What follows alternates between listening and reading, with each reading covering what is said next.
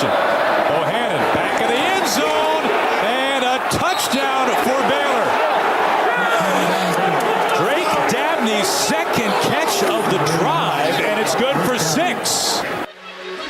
Welcome to Sikkim 365 Radio. On the play, the roll by Cruz to the back of the end zone, incomplete. And Colorado stops on 4 downs from the 1-yard line.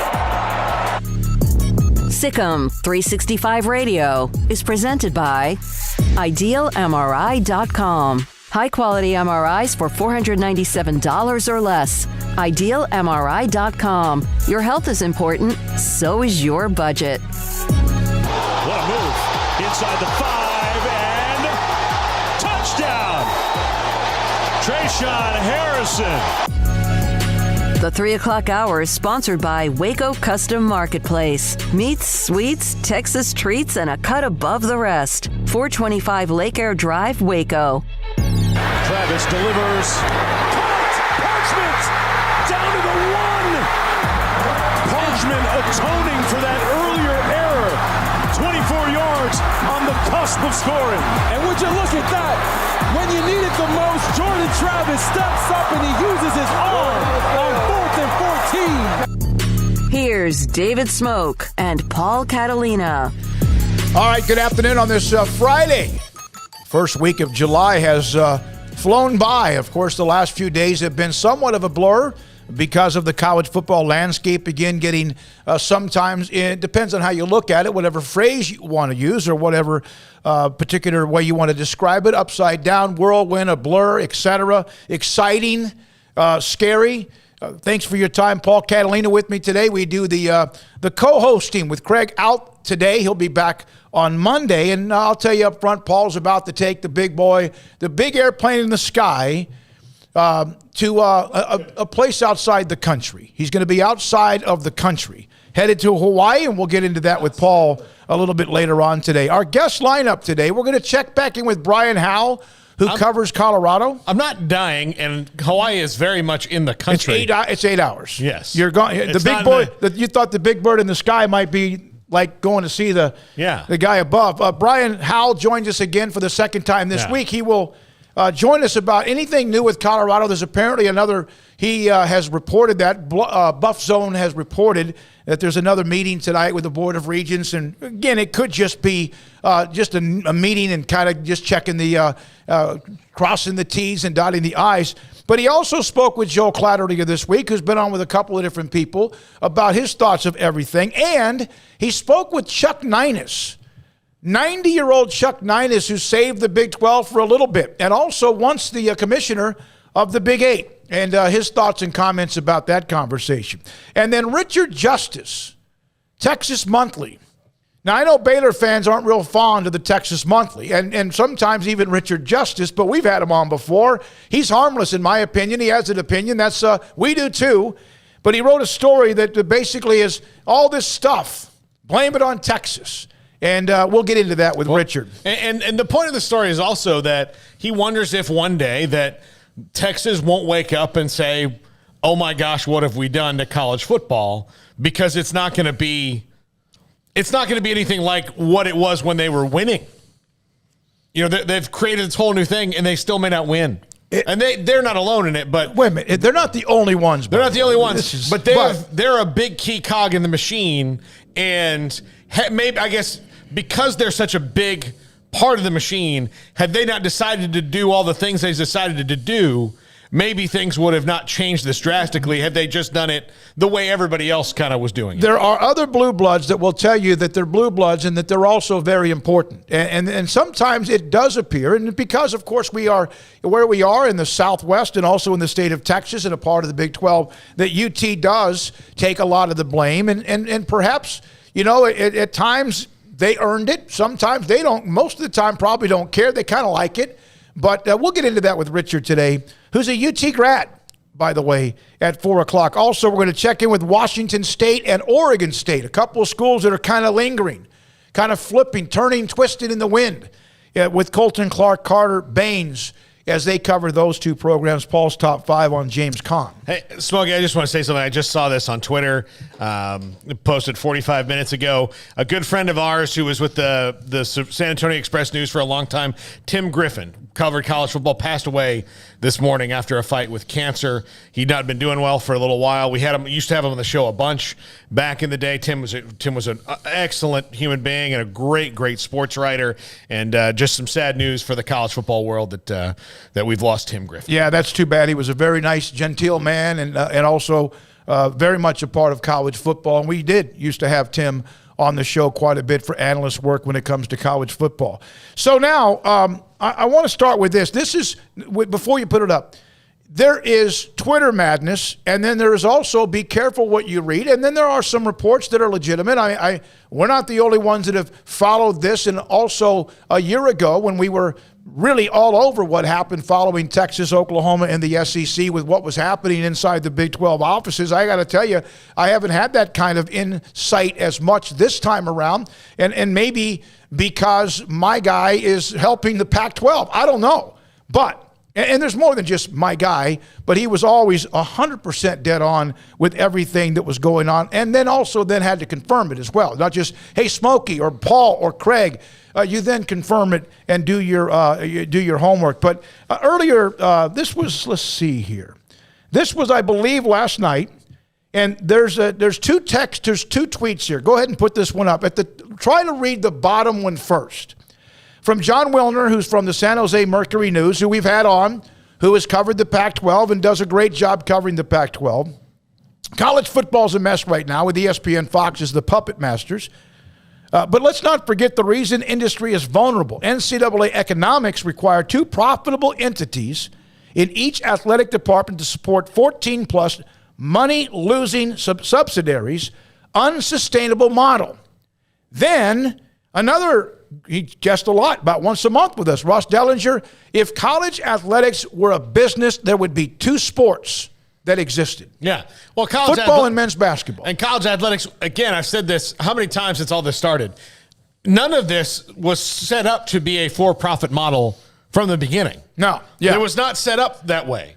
College athletics, you got a scholarship to go to college. The college wasn't making money on you going to college.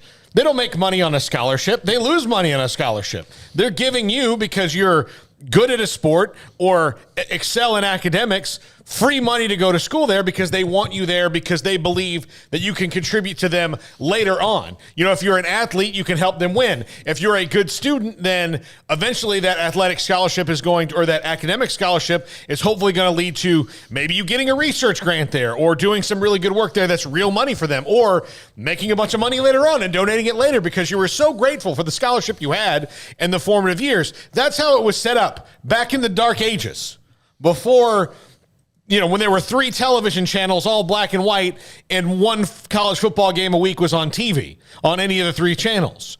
So when all that changed, when TV got involved and changed the business model of college football and college basketball, the other sports didn't come with it because the TV eyeballs weren't there, but the college model didn't change on what they wanted. In fact, you could argue now that the college model across the board, whether it's academic or athletically, hasn't evolved enough with the times to keep up with what we really need in 2022. But so things change slow in academia. And so, yeah, it's not a business. It was never set up to be. And now all of a sudden it's big business, but there are things like John Wilner said, 14 money-losing subsidiaries, but they weren't designed to make money. No, they weren't. And a lot of them exist because of Title IX.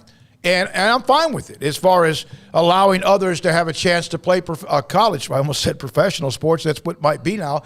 Collegiate sports that otherwise would not because they couldn't afford to have those particular teams. Endowments, of course, make a big difference with that. And the money you bring in for college athletics, for football and men's basketball as well.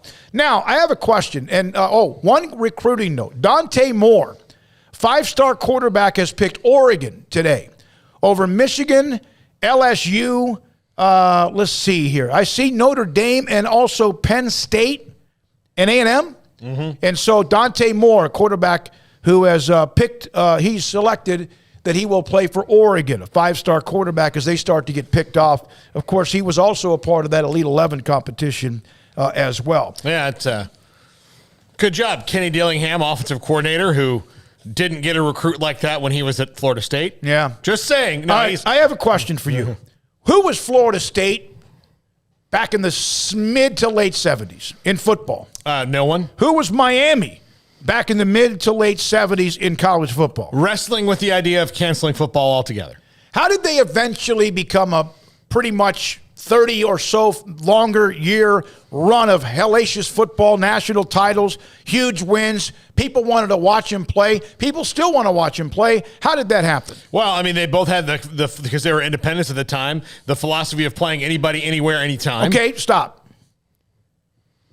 Others said okay because they probably weren't so sure, even though Miami and Florida State had talent. Most of the Florida talent back then, I think, went to everywhere but Florida. Mm-hmm. And to all from Ohio State to Alabama to maybe Georgia or USC or Nebraska and Oklahoma, whoever, right?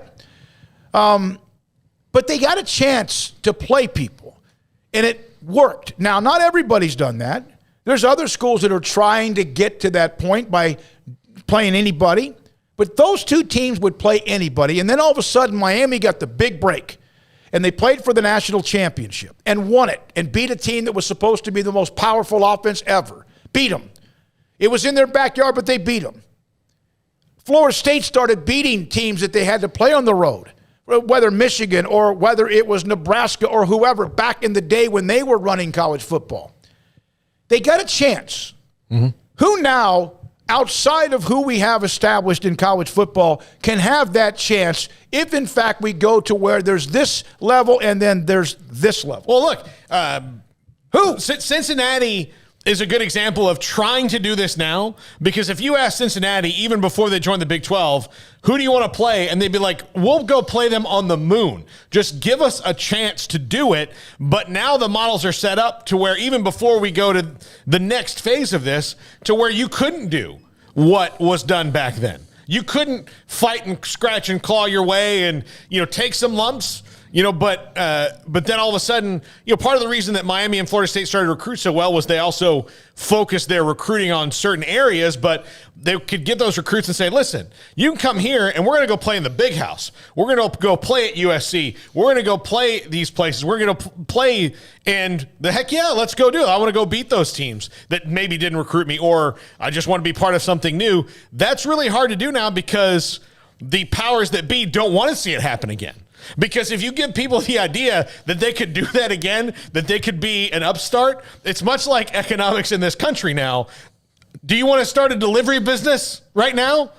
Like a to-your-door delivery business, or do you just going to fall to Bezos, right? Yep. So, yeah, Alabama's Amazon.com, and it's hard because they're trying to make sure nobody else They didn't want Florida State and Miami to be a part of it, but they all said, okay, we'll play you, because they were also getting players from their backyard, and they wanted to get more players from their backyard. And then what happened is Florida State and Miami playing that kind of schedule led them to keeping some of those players and eventually beating all the Blue Bloods, or most of them, and had a run that was insane in the 80s, 90s, even into the early 2000s. And, of course, Florida State about a decade ago won a championship again with Jimbo Fisher and also Jameis Winston and company. So I thought about that earlier today. Let's think about teams that weren't and now are, even though Florida State and Miami have been down and others have been down. But they had to go and play, and you can't really almost get that opportunity. Boise State at times has tried it, and everyone wants to point to the win against Oklahoma. It was so dramatic, the two trick plays, et cetera. It worked. But not many people are playing them. The win against Oklahoma, the best thing it did for Boise State was it made people probably not want to schedule them, but it did help them schedule a couple of good non-conference games that they've had against named teams, because the television networks wanted it to happen. It put them on the map. Yeah, put them on the map. Not that people didn't know about Boise State like they now know about North Dakota State, but that one gave them just so much. It's like getting a brand new renovation of who they were. That all of a sudden people go, who? And with all due respect, we love Jeremiah Dickey and Boise State, but it was like, wow. And they almost get so much credit for that even 10, 15 years later. Yeah. Because it was such a wow moment in college football. So that's one of the things I wanted to bring up about, if we're in this arms race, can there be is it possible if college football ends up with this like altitude or atmosphere of only just a certain amount of teams and the elite, can we ever see a Florida State or Miami occur? I don't think so. And look, Dave Bartoo talked about it yesterday. I have 1 point, so I'm sorry. And to get to Dave, and that doesn't mean that you can't have teams that go this, but the only reason they mattered is because they were winning the national championship, not with all due respect to the other ones who were all important. Kids celebrate, fans celebrate. It's great for the schools, TV coverage, but it was the national championship. Yeah. No, and it is. They're creating these big, gigantic trusts, which are not good. We are built, the American dream is upward mobility, right, Smokey? That if you work hard and do everything you're supposed to do, that you can achieve that, right? That you could be Elon Musk one day, or you could be Jeff Bezos. And that's not to say that it's impossible, but when those companies, just like, you can be Alabama one day. Well, when Alabama, the corporations that surround Alabama are protecting it from any kind of outside competition, it makes it way harder and a lot less fair to have upward mobility. So, the country's different now. The college football is different now to where it's kind of mirroring how we are, where we have big, gigantic corporations that are running everything and a structure that doesn't want to break them up as we did before, because people thought that parity and competition was better for sports, for business, for everything. Now the attitude has changed. University of Houston trying, they're in the American Conference. They will soon, in a year, they will be a part of the Big 12. Now, if the Big 12 is still a part of that party in a year, 2 or 3 or whenever, and you think it will be, there are some that say no, but I think it will still they'll figure themselves out. They'll get it done, no matter what their decisions are. So, yeah, Houston has a chance to where they were in the late 70s and sometimes in the 80s with Bill Yeoman. But the Miami and Florida State stories were they not only got to a point because they'd play anybody. Houston was a part of a conference at the time, the Southwest Conference, although they weren't always a part of the Southwest Conference, and they got a chance, and they did well, and they beat everybody. We're pretty good about beating people. And so maybe they are that next story. Cincinnati, Paul brought that up as well. From Doug Begin. And that's why ratings will fall all over time. People who feel like they don't have a chance will be resentful and won't watch. Craig's brought that up. From Thomas Moss, we're about to pay players. How many teams left will be able to pay the players? This is NIL related. Players will get paid and schools won't lose money. We've discussed that many, many times, but we appreciate, Thomas, your comments, along with many, many others. Here's a great text from the 765. The university should have their own transfer portal for transferring conferences, which the Pac-12 is kind of in right now, aren't they? Yep. Aren't the schools all in the Pac-12? They're kind of in the transfer portal, just waiting to stay here, go. Their own. George Kliavkoff has to recruit his own conference, as where everybody else might, be going there like, hey, it might not be so bad to come over here to the Big 12 or the Big 10 or whatever. So, yeah, I think that's kind of what's the kind of do. It's just not official. And so I got to tell you this as well. I've been on the phone quite a bit, texting and some calls as well, getting our guests lined up for today's show.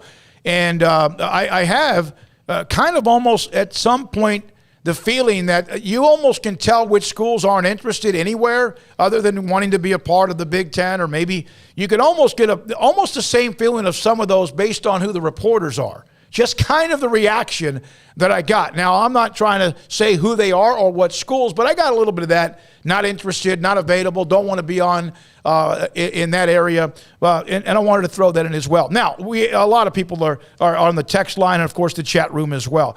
Now, here's a story that I want to get to. Brian Howell will join us at 3:30, who covers Colorado and kind of what's been going on there this week. We were on with him earlier. Want to get feedback from him. Chuck Ninus, to me, is like someone, if the Big 12 offices were to put a statue up, it would be of him. Because even though he was there for a year or two, the conference was in disarray again from the beginning with Nebraska, Missouri, then A&M, Nebraska, Colorado, then A&M and Missouri. So someone asked me about the top-rated stadium capacities and how this works out. And then there was also, what about attendance and how it works out? And so here's some graphics here that I asked Garrett to put up. This is one thing about college football that they have to be careful of. Now, this is across the board in a lot of ways in collegiate athletics. Now, remember, 2020, we took that out. This is from the athleticdirector.com website. The average attendance last year in college football was 6.5% down from 2019, which was down the year before. Now, we're not talking chunks, but 6.5 could still be COVID-related because some were still concerned about going in front of whether it's 35 or 100,000 people. But look at that decline.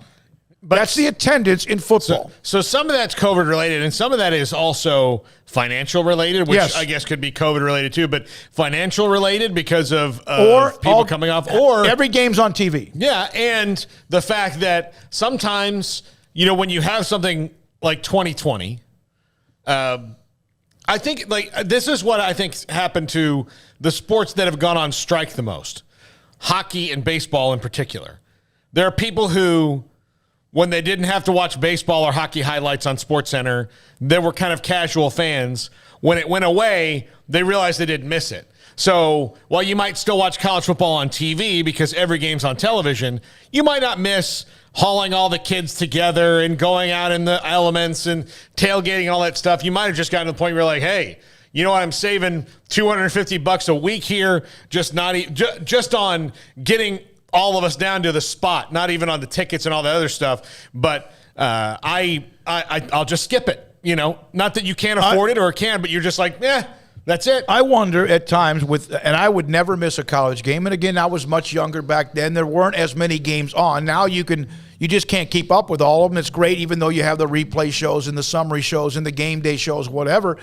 COVID in 2020. And as someone just put up, and this is M. Morris, the vaccine requirements in certain places as well. So that's still part of it, that 6.5% drop. Now, that was just to give you an idea. It's still trending like 1 or 2%. You do 1 or 2%, for 10 years, you're talking 20%. Now, here are the average FBS attendances in the same time period. Now, look at the conferences from 5 years ago. The ACC down 5,000. The Big Ten, a couple. Big 12, 3.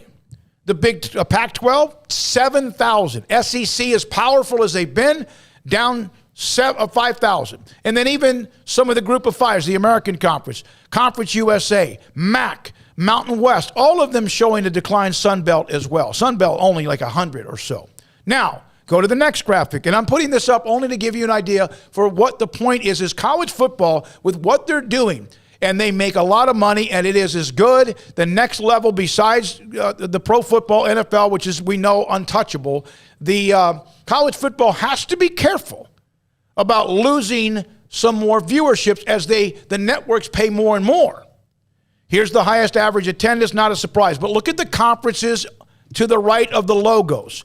The Big Ten has 4 of the 10. The SEC has 4 of the 10, and that does not include Texas, which will be there in a year, 2 or 3.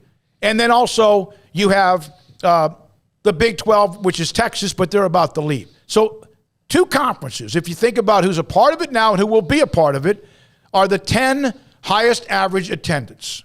No matter the records. Nebraska was 3-9. Texas was 5-7. LSU was 6-6. Tennessee was 7-5. So was Penn State. Now, another one. I think there's one more. Is that it, Garrett? One more graphic. Now, this is the graphic on this story that I was reading earlier today. You have another one? Stadium capacity. Same schools pretty much, but look who's at the midsection, or third down. Utah. Not overall average attendance, but how about this? 100% of the capacity. Utah, of course, is in the conversation right now because of what might happen with them. 51,000, 100% plus capacity.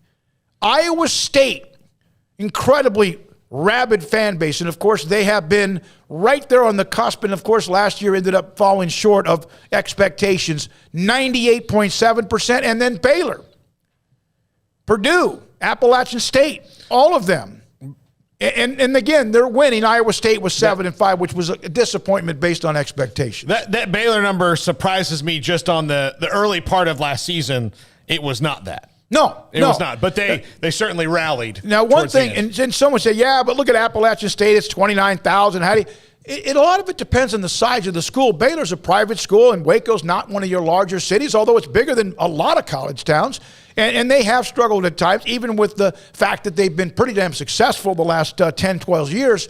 But you have a facility or a stadium that's a certain amount of capacity, because why would you build one for 60, 80, 90,000 when it's never going to be more than 35 or 40,000? That's why some of the schools in the Big 12 and elsewhere have stadiums around 45 or 50,000. That's why Baylor in every single one of their new stadium projects has downsized. Yep. Because they want to sell out. They don't want I mean, the tarp is still a joke about Floyd Casey Stadium. That they had the tarp there and the seats they couldn't Never sell. lived that down until they started to get to a point where they moved into McLean Stadium, and they sold out a lot at Floyd Casey the last couple of years. By the way, super chat from Kyle A. Utes fan here. I'd love to have the Utes in the Big 12. Love to see them play the Big 12 schools. You guys are doing a great job. Thanks. So thank you. Kyle, thank you for listening. Thank you for your super chat. Thank you very much. It's 3:25. There's a lot more to get to. We hope you're having a great day. Today at 3:30, Brian Howland. What's the latest this week from Colorado? We have looked around the country at the schools among the Pac-12 what are they thinking? Some, they're not. They're just kind of waiting to see. Maybe all of them are. We know that USC and UCLA are gone. Poof, they're gone. Just a matter of time, 2024. What about the others? You will see a lot of reports that maybe Washington and Oregon are waiting. Maybe they are. Wouldn't blame them.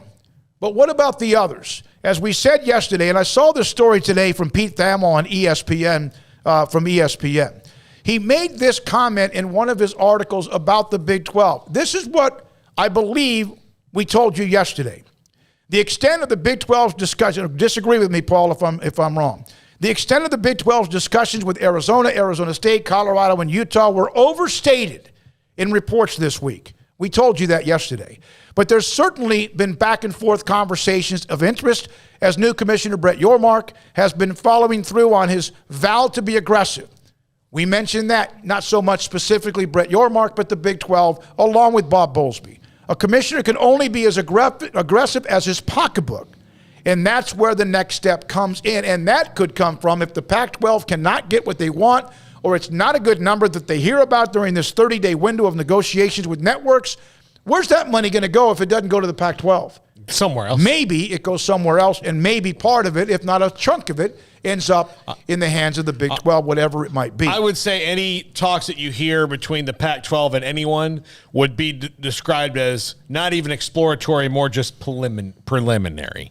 Maybe preliminary. Yeah, I would say informal. They're talks about talks about talks about talks. Yeah. They're the meeting about the meeting. No question. Good point with that. A lot of you, thank you for the chat. We can't keep up with all of it. We do appreciate the super chat. We appreciate any of it as well. And the text line is already blowing up as we can't get to all of that. From Michael, Michael, I hope your father's been doing better. Maybe attendance and ratings for college football are down because people have realized that the networks only care about the Blue Bloods, and usually it's the same 3 or 4 teams in the playoffs every year. In the end, in college basketball, you know who's going to win the national championship, but there are Cinderella stories.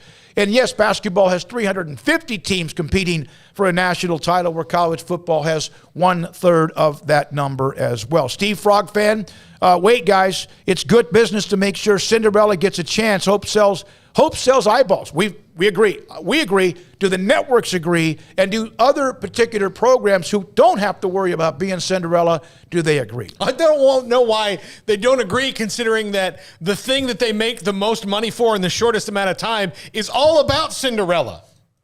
The thing that they put on, they're so confident in the ratings that in March on a Thursday, they'll put a basketball game on at 11 o'clock, and they know we're going to watch it. Yep, it could be Hofstra against North Carolina when North Carolina is a very high, like a number 2 or 3 seed. So their same logic in another sport is, well, it's different. Yep, the Baylor game against our great friends from Hartford. People watched that game. They did because weren't really sure because it was on. Because it was on, and there have been enough. There have been enough of those. Oh my God, are you watching this game? Georgia State moments that people watch it. All right, when we come back, Brian Howe covers Colorado. We'll hear from him and his thoughts about anything in the last 3 or 4 days since we spoke with him last, as we check around with 3 different sites, programs, writers and media, Oregon State, Washington State, Colorado, just to kind of get a peek or a little idea what they're thinking. Sikkim 365 Radio and 365 Sports. I received this text yesterday from Rob Maxey, Dr. Rob Maxey at IdealMRI.com, that made me so happy and made him very happy. He said, Smokey, I want to relate a story to you.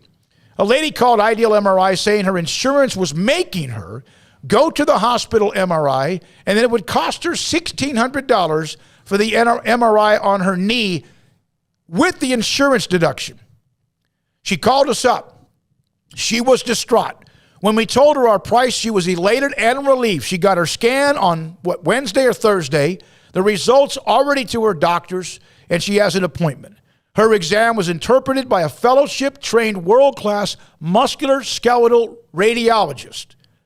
Also, her local doctor has access to the images online because we provide them in a portal. Not bad for $497. Saved her $1,100, which is the average MRI, and it was $497. It's just not something on, like, just throwing it out there.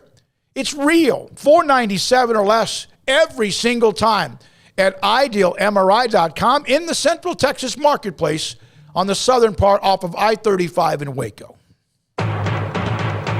At Allen Samuels in Waco, the new 2022 Impressive Wagoneer Series 2 and 3 have 2.9% for 72 months, plus $4,500 competitive bonus cash going on now. That's right, and $4,500 bonus cash. This incentive on the new 2022 Wagoneers for a limited time only at Allen Samuels in Waco. First responders get $500 extra cash.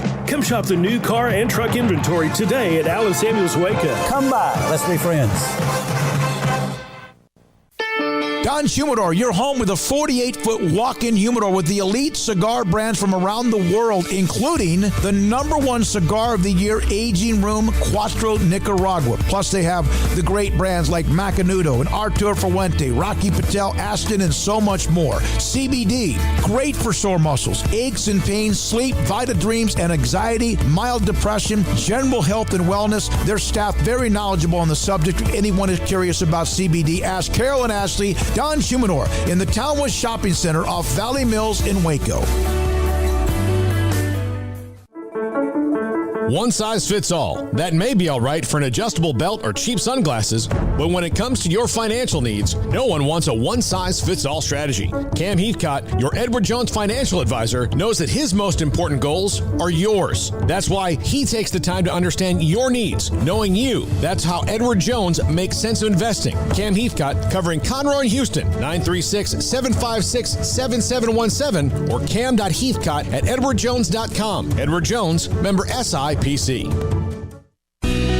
Let Camille Johnson Realtors guide you seamlessly through the process of buying your dream home or selling your current one. Commercial, farm and ranch, or residential, Camille Johnson Realtors can smoothly and successfully lead you through any transaction. With a team of 28 experienced agents who are excited about serving you, Camille Johnson Realtors services the entire greater Waco area. If you're in the market to buy or sell, contact Camille Johnson Realtors, 104 Midway Center in Woodway, or find them online at www.camillejohnson.com. Camille Johnson Realtors, elegant, charming, warm. Welcome home.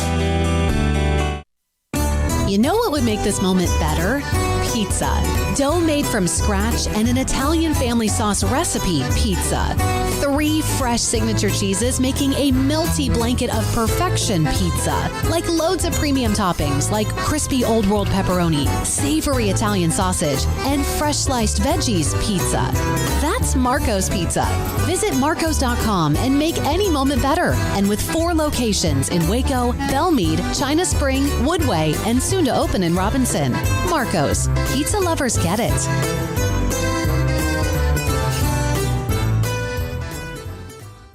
Do you or your kids get nervous about going to the dentist? Stonewood Dental, Dr. Steve Childress, he can help. I've spent a career taking care of patients who as children had bad experiences, and now they're adults that hate going to the dentist. If I get a kid at 3 years old and they come every 6 months and it's a happy experience, it's normal for them. Now they have an accident at 6 or 7 or 8 at school. Now they have a broken tooth or a trauma, and they have to come here They're used to lights. They're used to water in their mouth. They're used to experience. They already trust us. It's amazing what we can do with that kid without it being a negative thing. But if I see a 6 or 7 or 8-year-old that's never been to the dentist, and now they have a trauma or an unfortunate unexpected toothache, it's harder to do that for that kid and it not be somewhat of a negative experience. So bottom line is I try to teach kids and adults and teenagers and everybody the way I'd want my family treated, which is where it's a necessary part of life. You just take care of it. It doesn't have to be that big a deal. Learn more, stonewood-dental.com. This is Sikkim 365 Radio. Text us at 254-339-1122. The Sikkim 365 Radio text line is sponsored by Riverbend Liquor and Wine, with the most extensive variety of craft beer in Waco. A hidden gem on Lakeshore Drive and 19th Street. By the way, Garrett, can we get even a wide shot with Daniel? Is there any camera that might be able to pick him up in the studio? He was on earlier when people okay. were, yeah. Daniel Acton is one of our more loyal, and again, we have a lot of you. We appreciate that. He was off today, in town today, dropped by the studio earlier this afternoon, and he's sitting in here bored out of his mind watching us live here in studio at 101 Elman, just off of MLK. So Daniel Acton in studio. We're now joined by Brian Howe. Brian writes again for the Boulder Daily Camera, also buffzone.com. We had him on earlier to kind of just get an early reconnaissance of what's happening with the Buffaloes and gave us some great insight and even more now. Brian, thanks for your time. I think there's another meeting tonight with the administration or Board of Regents. Is that correct? Yeah, this will be their second one this week, where basically they're getting together, and athletics is basically giving them an update on what's going on, and just obviously there's scenarios out there, however many there are, and they're just kind of updating the regions on what's going on with kind of the landscape of college athletics at this point. I have been told that nobody specifically has been given like an actual offer to join any conference other than obviously what USC and UCLA are dealing with right now and have accepted. Have you heard otherwise? I have not. I have not heard anything about anyone receiving any offers. Obviously, there's rumors that are being reported, but I have not heard anything concrete about anyone getting an offer at this point. I didn't either. And that's something that, of course, there's a lot out there as well. Brian Howe with us, Sikkim 365 Radio, 365 Sports on Colorado and their situation and perspective today.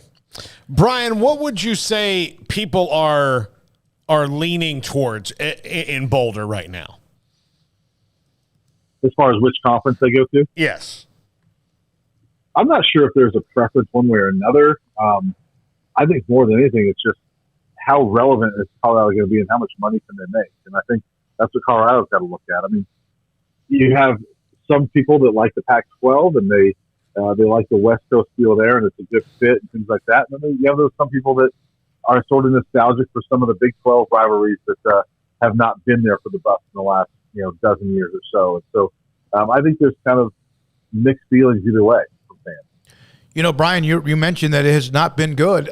Really, if you think about it, you look at Nebraska, not as good. Colorado, not as good. Missouri, probably not as good. A&M looks like they're on the uptick, but and they've had some huge moments, but not as good. They're about what they always were. They're laterally in a conference, the Big 12 rather than the SEC.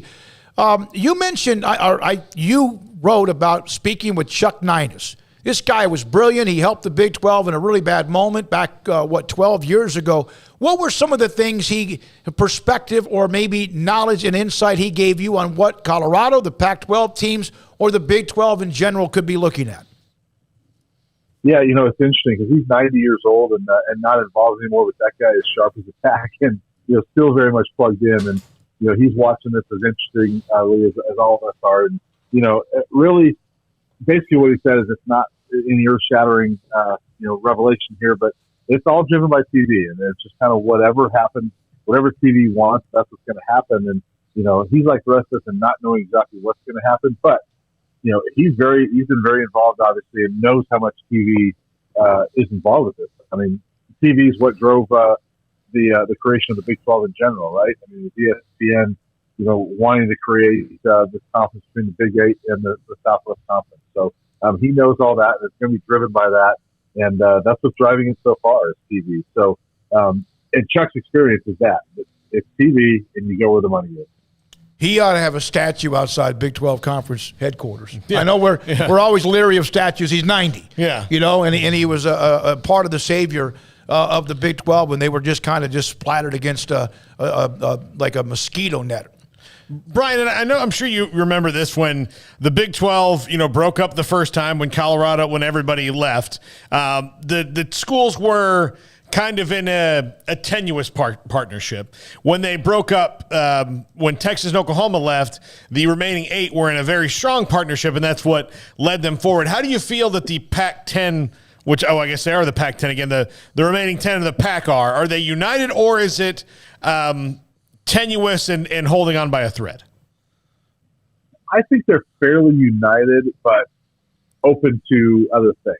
I think that's part of why, earlier this week you saw the Pac-12 announce that, hey, we're going to open up our negotiations for media rights now as opposed to waiting. Is that I think, all the schools are value now. And I think there's probably a lot of that group, and Colorado may be involved in that, in this thinking as well, that, hey, if we can, let's stay together. And I haven't been able to talk to anybody in Colorado. They're pretty closed off. But I think that might be the general sentiment is if we can, let's stay together. Let's find out what our value is. And I think that's why I don't foresee any decisions coming, imminently, because I think the Pac-12 wants to find out, what are we worth? Is it better for us to stay here, or is it better for us to leave? You mentioned in some of your tweets you had a chance to visit with Joel Klatt, who's been able, and of course he's an opinion that a lot of people do trust in college football. He's a Fox broadcaster and obviously played there at Colorado. What does he see, and what is his idea, or what are his opinions? Yeah, Klatt's an interesting one because he is very much out there, as far as a voice in college football. I love talking to him because he's got a lot of great ideas. And a lot of people that you talk to about college sports, they'll complain about the way it's going or whatever, but they don't really have ideas. Where Klatt's got so many ideas. In fact, he joked at one point during our conversation and said, hey, I'm just throwing a lot of stuff out you. I don't know how you're going to make much sense of this, but it was great to talk to him because he's got so many thoughts and ideas. But the bottom line is, he said this to me: is look, eventually this is going to be 4 conferences, and we already know which 2 of them, are going to lead this whole thing: the Big Ten, SEC. Now, between the ACC, Pac-12, Big 12, some semblance of that is going to wind up in 2 conferences, and how that shakes out, who knows? But that's his belief, and I kind of agree with him. I think that it's going to be that lead tier, Big Ten, SEC, and then sort of maybe a middle class second tier with 2 other conferences. And it could be the Big 12, ACC, Pac-12, whatever it is. Brian, thank you. I know you got a lot going on. We appreciate it. I thought the interview with Chuck Ninus was great get for you. Appreciate your time. You bet. Thanks, guys. Brian Howell, Boulder Daily Camera, buffzone.com. And they do have another meeting tonight, probably just an update as a Friday evening. It was a week ago when Brett Yormark had his, I don't know if it was Zoom. It was not in person, most likely Zoom or whatever, with the ADs of the Big 12. And that was the day after the next explosion in college football with USC and also UCLA. There are some graphics, and do you have the odds? This is from, Bovada Official. Paul, you're into this stuff. I don't gamble, and I know you're not, you do a little bit.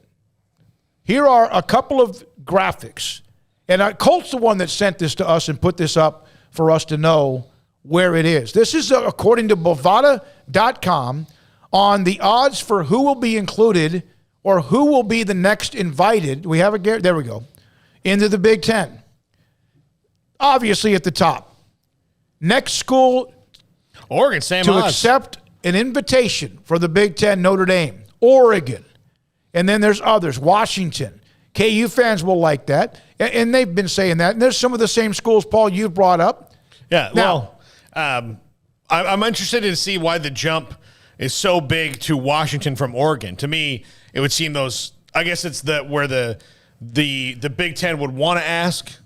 So if they're going to invite anybody else now besides UCLA and USC, the next 2 in line would be the 2 that we've been, the Oregon drop, though. You're right. It's Notre Dame and then Oregon, and then Washington kind of falls down a little bit. But they're in the conversation.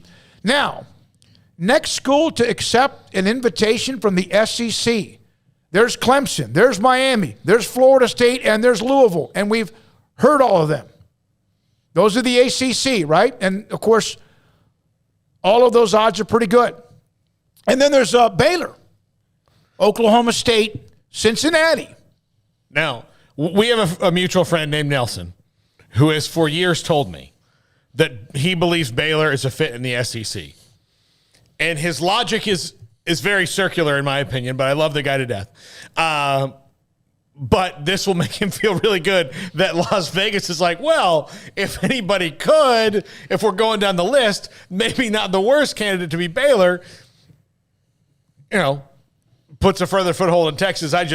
I think things would have to be pretty far down the line for the SEC to reach out to Baylor. Yeah, I do too. But again, those places that do the odd, now that doesn't mean they're going to offer, but if they did, or who they would look at, those are the ones 1 through 7, 8, or whatever. The Notre Dame thing, not a surprise in the Big Ten, and those ACC teams at the top. But you're talking about if you even get to number 5, which would be Baylor, you have 4 other ACC schools in front of them. Well, there's still kind of a issue there, right? Because of what they have to do with the grant of rights and whatever else they might try to do as well with trying to get out of that if, in fact, they legally can't. It's 3:46. We'll come back with a couple of more notes as well. Appreciate all of you, the text line and the chat room. We always appreciate that. And we are going today at some point. It won't be next because we're up against the 4 o'clock hour, and we'll have Richard Justice of Texas Monthly, who wrote a column about all of this madness and pointed the finger at his alma mater, and I'm sure he has gotten incredible response. In fact, I read some of them on the comments section after his article on TexasMonthly.com. So that's next. 254-339-1122, the text line. Sick'em, 365 Radio and 365 Sports. Hey, this is Bryce Petty, former starting quarterback and 2-time Big 12 champion, and I know firsthand the importance of being in top shape both on and off the field. So listen up, men. If you're feeling beat down day in and day out and looking for that high-performance edge that separates the men from the boys, then look no further than the Petty Clinic Low T in Waco. Petty Clinic is a comprehensive men's healthcare clinic with an atmosphere catering to men. Board-certified Dr. Kent Petty has a special interest in offering the highest quality medical care to men of all ages. Some of the services offered include screening and treatment for low testosterone or thyroid, infertility, high blood pressure, diabetes, high cholesterol, sleep apnea, while offering comprehensive wellness exams and complete men's health lab panels. High performance men, remember, it's not just a Petty thing. This is Bryce Petty, encouraging you to reach out and Google search Petty Clinic Low T or go to pettycliniclowt.com and get your complimentary lab screening today.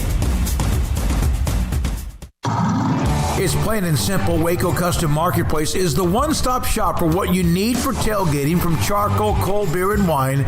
And, of course, customize your order with brisket, tri-tip, sausage, wings, smoked pork tenderloin, country-style or pork spare ribs, marinated beef and chicken fajita meat, ground beef and chili, meat, hot dogs, and burgers, buns, seasoning, sauces, chips. There's fresh baked bread and kolaches every day, breakfast sausage links. And you can also customize your favorite cut of steaks from select, choice, or prime, bacon wrap fillets, ribeyes, New York strip, sirloin, T-bone, and porterhouse. Full service butcher shop includes pork, poultry, beef, chicken, and seafood, serving Waco restaurants and families since 1940. Your one-stop shop for beef, pork, poultry, and seafood needs. Waco Custom Marketplace, 425 Lake Air Drive, or WacoCustomMarketplace.com.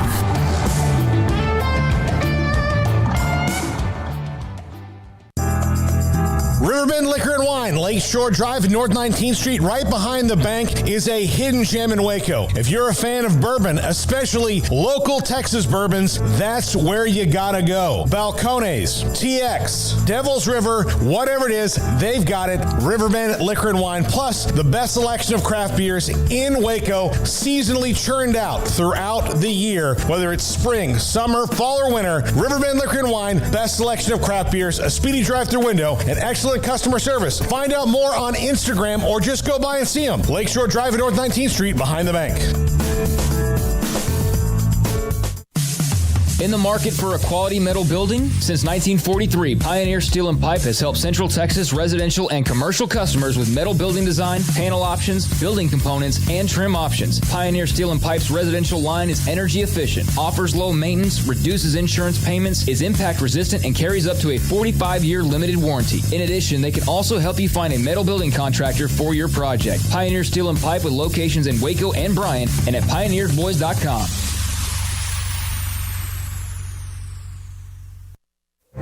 Stepping into a new pair of boots is great, but stepping into the boots of a U.S. Army officer can also add confidence and leadership skills to your son or daughter's career path. There are more than 150 occupational specialties to help them find the best fit for their future. See all the things your son or daughter can achieve in our boots at GoArmy.com.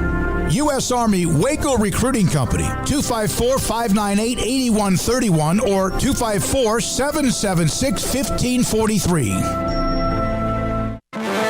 Welcome back to Sikkim 365 Radio. Have you subscribed to our YouTube channel? Search 365 Sports on YouTube.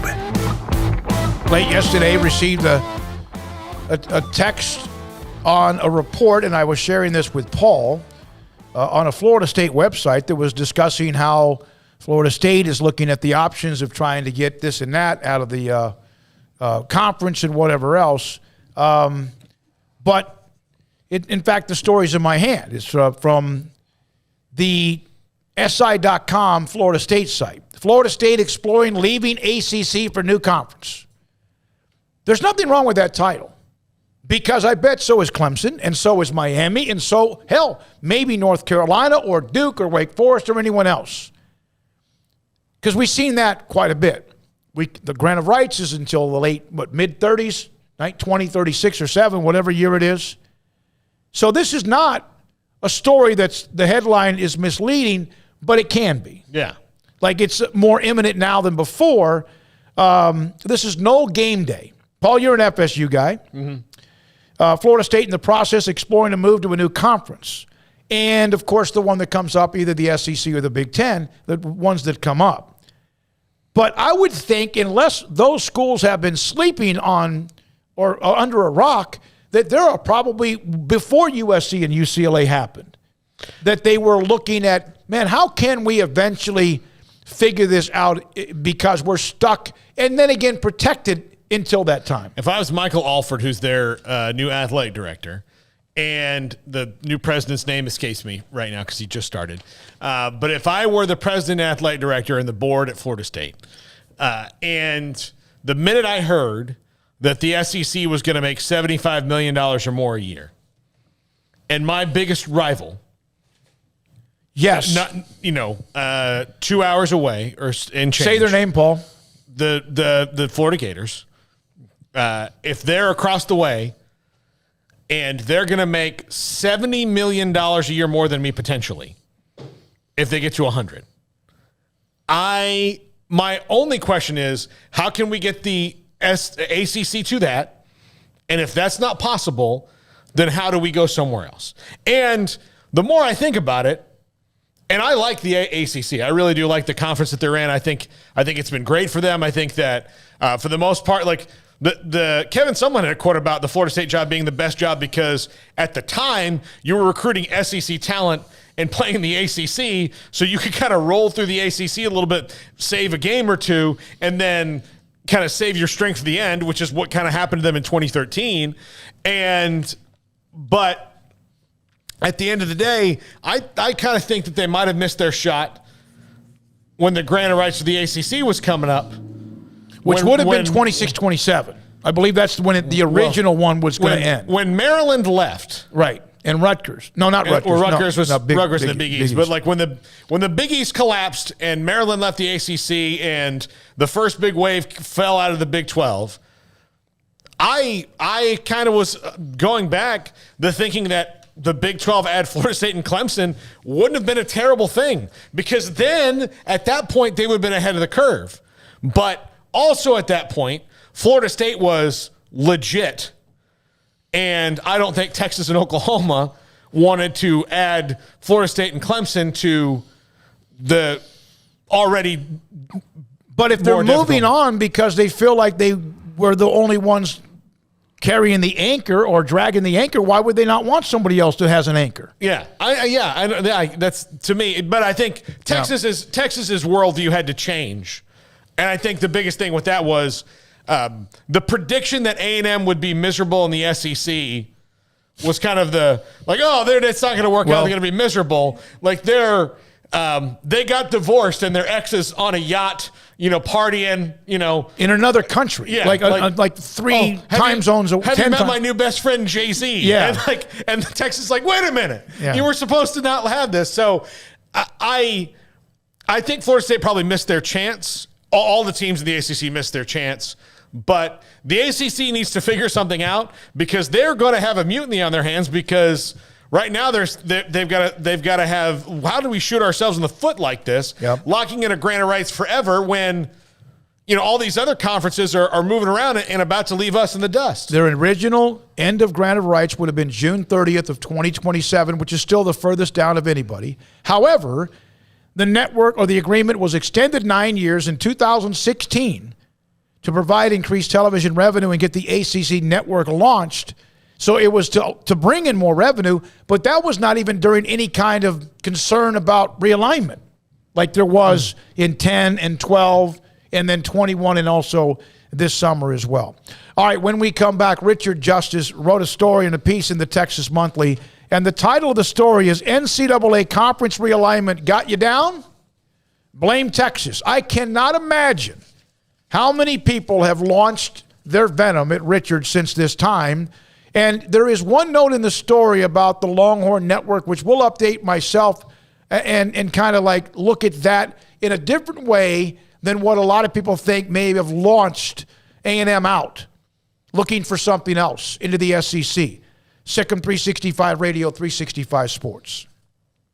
Riverbend Liquor and Wine. Look, it's Friday. It's the weekend. You'll probably be hanging out by the pool this weekend. Maybe you're out there and you need to make a beer run, but you don't want to get out of the pool and dry off and then drive all the way. You can just go on DoorDash. Riverbend Liquor and Wine. Get the excellent craft beer or liquor or whatever you want that they can have delivered to you. Plus, look, if you want to just go into the store, it's a great store. It's like they've always called it a hidden gem. It is an absolutely hidden gem. Lakeshore Drive, North 19th Street, behind the bank. They are just so many great selections of whether it is locally crafted bourbons, any kind of bourbons, craft beer, vodka, gin, all that. They've got great selections. They're always kind of churning their roster and trying new things at Riverbend Liquor and Wine. Lakeshore Drive, North 19th Street. You can see all the cool stuff that they're doing, all their promotions, all their great ideas that they have on Instagram, or you can get them on DoorDash, like I said before. But pop by the store, Lakeshore Drive, North 19th Street, behind the bank. Cars priced right both day and night. Average your car in Texas. Trucks built for you. Red, white, and blue. Average your car in Texas. Cars that zoom with lots of room. Average your car in Texas. Count on us, a dealer to trust. Average your car in Waco, Texas. At Ideal MRI, we feel blessed to be a part of the Waco community. We're a small family business right here in Central Texas, and our goal is to bring down the cost of healthcare while maintaining high quality. At times like this, the cost of healthcare has never been more important, and unfortunately, significant illnesses and injuries still occur. That's why Ideal MRI is open and here to serve you through the difficult time. We offer premium MRIs just like a hospital with state-of-the-art technology and specialists, but you'll pay less. Sometimes thousands of dollars less, whether you're using insurance or not. At Ideal MRI, we accept most insurance and there are no hidden costs. Even offering financing if that's needed, everything included in the price, and you'll not get something as a surprise in the mail later on. If you need an MRI, ask your doctor about Ideal MRI. They'll know. You can schedule an appointment safely from home online in minutes at idealmri.com or give us a call, 833-IDEAL-MRI, idealmri.com. It was broad daylight. I stepped into a gas station for 5 minutes to grab a snack, and just like that, my car was broken into. They made out like a bandit. My laptop, my phone, everything. I called my agent to see what could be done, and he restored my faith in humanity. My claim was processed so quickly, and I was able to recover my losses. Stop by and see our agents at one of our 3 McLennan County locations. Coverage and discounts are subject to qualifications and policy terms and may vary by situation. Automatic Chef Canteen is a full-service micro-market vending and office coffee provider with state-of-the-art vending equipment, a wide variety of products, and offering custom-fitted micro-market vending office coffee solutions for your employee break room. You want a full break room solution and a workplace oasis? Well, Automatic Chef Canteen, locally owned and operated for over 50 years in Central Texas, also includes in-house mechanics on call 24/7 for fast, reliable service and maintenance. Automatic Chef Canteen, 6900 Imperial Drive in Waco, or online at automaticchefcanteen.com. Did you know that Waco Regional Tennis and Fitness is a partner of the City of Waco? Did you know that we are open to the public? Waco Regional Tennis and Fitness offers day passes to the public for only $10 a day, and we offer money-saving memberships. Waco Regional Tennis and Fitness offers over 40 group exercise classes each week, including bar, yoga, boot camp, indoor cycling, and more. There are free weights, weight machines, TRX, rowing machines, stationary bikes, new treadmills, elliptical machines, and much more on the spacious weight room floor. Personal training available where you can be encouraged to grow. Sauna, whirlpool, tanning bed, and kids club. 17 tennis courts, 8 pickleball courts, youth and adult tennis and pickleball lessons. Waco's premier experience where you can help your mind, body, and soul. Visit our website at wacotennis.com. Call us at 254-753-7675 or visit us next to Hawaiian Falls on Lakeshore Drive in Waco.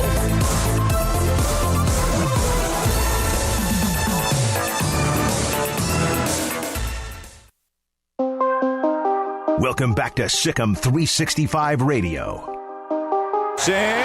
that is picked off. How dangerous. Woods on the return. Cuts to the outside.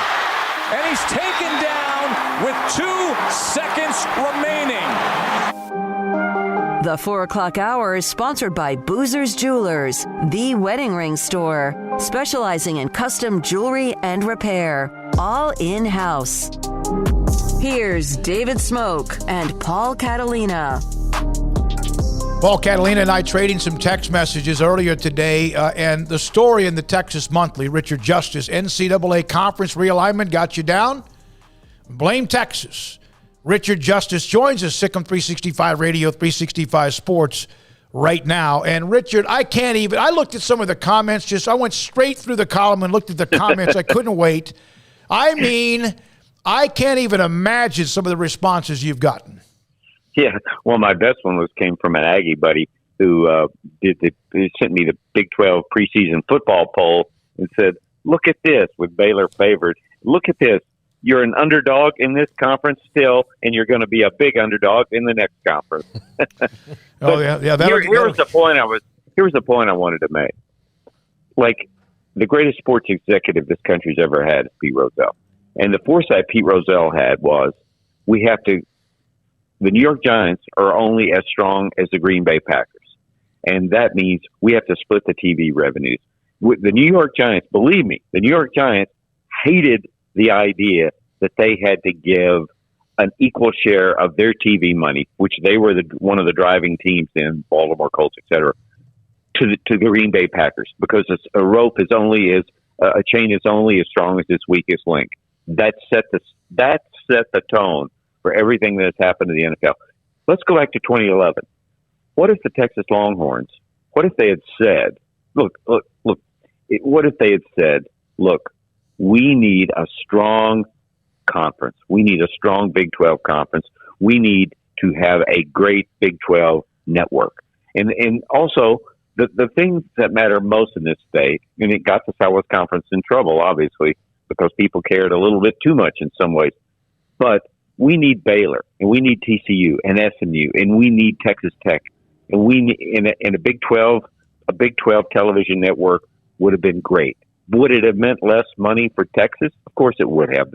I mean, if you just want to judge it by money, the Longhorn Network, they couldn't turn down all that money. But that was where the trouble began, because Texas A&M lost trust in Texas, bolted for the SEC, and everything bad that has happened since then started from there, with Texas led Oklahoma into the SEC. What did that do? If you're the University of Texas, and you like to tell people, we have the most money, we have the most prestige, we have the most influence. I've told people in the SEC, I said, you think they're going to play nice with you guys? You got another thing coming. They think they're going to run your conference too. And, they laugh and roll their eyes. I said, okay, famous last words, watch. But what if they had tried to do the right thing? When you say you have more money, that money's not a factor. You can join any conference. You can be the best, the strongest independent this side of Notre Dame. All those things. Then why would you make a move for money? Why not make a move that's best for your student athletes? Look, an Austin to Waco bus trip, an Austin to College Station bus trip is a little bit better than flying to Iowa or flying to West Virginia or anything like that. And by the way, the fans care more about playing Baylor and Tech and A&M and TCU and SMU. I have an Aggie friend that lives close by here in the Woodlands, and he says, and I said, come on, admit it. It's not as much fun when you're not playing the schools that you have a tie to, that you have a deep-seated hatred or a rivalry with, however you want to call it. And he goes, well, that's true. He goes, I do have one Mississippi State guy on my block, but I have to go tell him when they're playing, so it doesn't mean quite as much. So that's the point I'm making. Yeah, and I've heard, and again, you can't just base what people think on social media. My God, can you imagine where we'd be with that? But so you don't think there's that the itch of wanting to play Alabama, Florida, et cetera, LSU, rather than playing Iowa State, Baylor, or Texas Tech? Well, I think you are the flagship institution in the state of Texas, and what you do impacts everybody else. And what you did by going to the SEC, and what you did by basically, I don't want to say they kicked A&M in the shins. Maybe they didn't kick them in the butt to get them out, but I knew the A&M people. I've known the A&M people intimately, especially in the years 2010, 2011, 2012. They just didn't trust them at all.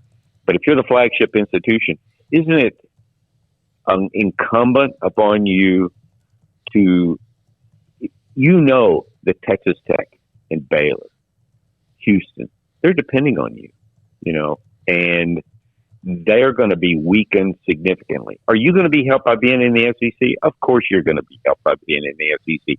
But do you think a lawyer in Abilene, Texas, cares as much about playing Ole Miss if he's a Texas grad as he would about playing Texas Tech? Of course not. I mean, it's the sport has been weakened. Look at the geography. Look at a map of the United States now, and look at what the Pac-10 or Pac-12, whatever you call it, is proposing to be. All these schools over here and 2 schools over there. Look at what the Big 12 is. Let's say they poach Arizona, Utah, etc. Look, you're going from West Virginia to Iowa to Salt Lake City. Does that make any sense? Does that make any sense for your volleyball team? I mean, are you better off there? You're going to have more money, but money was not a factor for Texas. Richard, forgive my maybe crass example here, but I do like your point about Texas saying they needed more money, or they need more prestige, they need better TV deal, but they didn't look into why they're not having one. They're kind of the people who farted in the elevator and then wondered why it stinks. Yeah. I often thought of that. Like, you should have made peace with Texas A&M. You're stronger together than you are apart. And look, it's the best thing that ever happened to Texas A&M. All of a sudden, they were not in the shadow of the University of Texas. They were not the little brother anymore. They were in the greatest conference ever devised. They are now the industry gold standard in terms of finances, success, money. They've hired great coaches, and they're at a point where they're just about to be a national contender across the board in almost every sport. They ain't going back, And I thought of this, like, if you had Jeff Bezos' money, is there any price you could pay to put together a conference? You could put together a conference with the Texas schools, with Oklahoma, Oklahoma State, Arkansas, Nebraska, and you pour money on them. You know, as you thought about it, like I'm sure Bezos's money could be spent better elsewhere. But would it be doable, and would it be better for fans and the student athletes in the state of Texas? No question about it. So what is, what you mentioned, one thing that when all that went down, Richard, as you remember with Texas and Oklahoma and the SEC, and kind of the dust settling, of course, there were thoughts and meetings in Austin or whatever, maybe most of it all political, but there was a quote, and I believe it was from a UT administrator when somebody wrote the story about, well, what about everybody else? And it was basically, and it was probably as Texas as you can get, and they get hammered for things sometimes too, was we really don't care. Do you believe that? Well, I mean, actions speak louder than words, right? Mm-hmm. And again, it goes back to 2011. Like, you had to make peace with Texas A&M. You had to make peace. You're not better off with Texas A&M playing elsewhere. And everything that's happened has flowed from there. Hey, look, I don't want to sound like the old guy yelling at people to get off my yard, but it's not better off. It's not better off. I mean, when I was working in Dallas and Houston, like, and you guys know this, you would be as fired up for a Texas A&M game, and I've been to a couple of them as fans, as you would be for Texas, Oklahoma. I mean, some of the greatest thrills of my professional life have been the Texas Baylor games in 74 and 78. I mean, those meant, and the thing is, those meant something to the fans. Now, that's not always a good thing, because sometimes our ambition to be great and our judgment got messed up, and that ended up with the death of the Southwest Conference. Or was a huge factor. But there has to be a better way than it is right now. What if the NCAA had power? What if the NCAA governed the TV contracts and didn't just let everybody go in 1,000 different directions? Again, the NFL is the model. I used to talk to Bud Selig when he was commissioner of baseball, hours upon hours, and he said, what we have to do is we have to do what the NFL did. What the NFL did is a model for everybody else, in that you have to give every team a chance to survive. And that means Baylor's not going to have as much revenue as Texas. Now Baylor's flourishing now because they have a great athletics director, and obviously he hired a great football coach, and the basketball coach is pretty good too. And, Baylor's a giant now, but it's not a fair game. And if it is about the best thing for the fans and the best thing for the student athletes, there should be a better way. Hey, look, I understand I'm tilting a win. It's never going to happen. It is what it is. The Big 12 is going to struggle for survival, and Texas is going to finish fourth in the SEC. Whatever division they're in, I don't know. Anyway, sorry. I've used this example many times. The NFL, about all 32 teams get equal share, even though we know the Cowboys have the most valuable franchise, and then the Giants and whoever else. And the SEC is always, even if there's some hated rivalries, even if at times they're like, damn, what Vanderbilt means as much to what they do, or Mississippi State, as you mentioned, as Alabama, Georgia, and Florida. That's right. And if they can do it, why can't everybody else? There was a ranking baseball executive a few years ago that told me, he said, we have owners here who believe that the best thing for the sport is for the New York Yankees to win the World Series every year, or to win the World Series every year. And I said, you mean contend? I agree with that. They lift the water for everybody. He went, no, not contend. Win every year. If that's the best thing. The best thing for the Cincinnati Reds would be for the New York Yankees to win every year. There are owners, I don't know if the Reds owner feels that way, but there are owners who feel that way. And you understand it. You understand what it means, because what's the best thing Vanderbilt has going for it? Plays in a conference with Alabama and Georgia and LSU and these powerhouses. But it's not equal. I mean, Ole Miss, Mississippi State, they would not be in the same spot if they didn't have that association with the SEC. And the Big 12, what you hear from TV people is, I talk about, let's just do a conference of Texas schools. And because UTSA aspires to be Division I, whatever. And they say there's not enough eyes. But if you took that model and you added Oklahoma to it, you added Arkansas to it, I guarantee you, I can't believe Nebraska wouldn't at least listen. But if you had Texas, you had Oklahoma, and you had Texas, Oklahoma, and Texas A&M, that's 3 foundational schools. And what's happened since Art Briles went to Baylor is like it changed the recruiting dynamics. Baylor became a cool place for kids to go to school. It changed all the recruiting numbers. And then Gary Patterson made TCU cool and all that. And now SMU, I think, is on the rise. But you have to have the foundation programs to begin with, just for TV. And those 3 probably would be a pretty good place to start.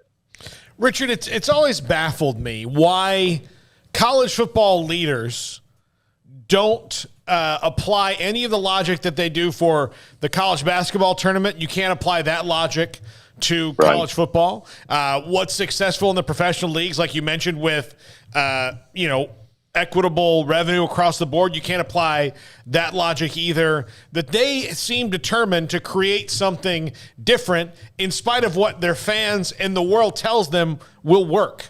And that's probably why nothing will ever change. That's right. And it's just, you need a visionary. You need a Rozelle. You need a Mark Cuban who's had the ability to look around corners. In his own way, Jerry Jones has certainly been that in finding hidden revenue sources that other teams didn't even know was there. But you need a strong, visionary leader, a leader with the ability to sell it. And instead, what did we have in the Southwest Conference? We had Texas running the show. You remember there used to be these stories about Frank Royals and Darrell Royal setting the rules for everyone else in the conference. You needed a stronger commissioner than that. And also, I think it's been, and if you're the commissioner of the Big 12, you're almost in a defensive crouch from day one, in that I have to keep Texas and Oklahoma happy, or they're gonna leave us, and then we're gonna be left wandering in the desert and all of that. Yeah, and now it's too late. What if the NCAA had taken charge of all the TV contracts and all that? Instead, what you had is this patchwork.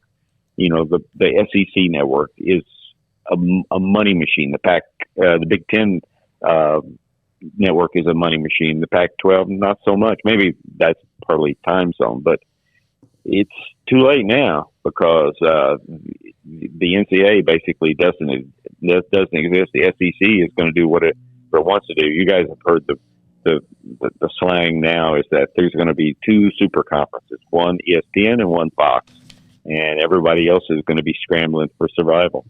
But it's not right. It's not right. It's not right for the kids, and it's not right for the fans.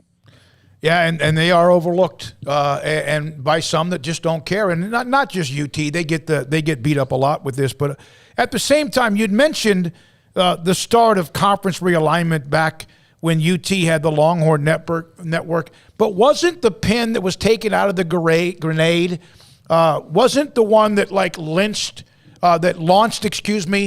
everything that when the Longhorn Network announced they were going to televise high school football in Texas, and that was evaporated very quickly. But was that the one that really kind of was the linchpin in the grenade?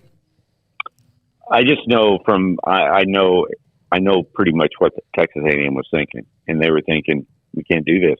And you'll hear you were invited to come in. No.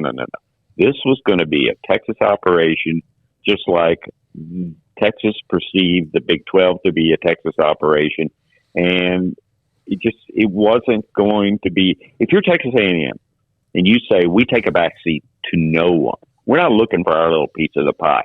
We take a back seat to no one. We're as good as Alabama. I don't know what the gold standard program was in 2011. Maybe it was Alabama back then, but you had to do something radical, and believe me.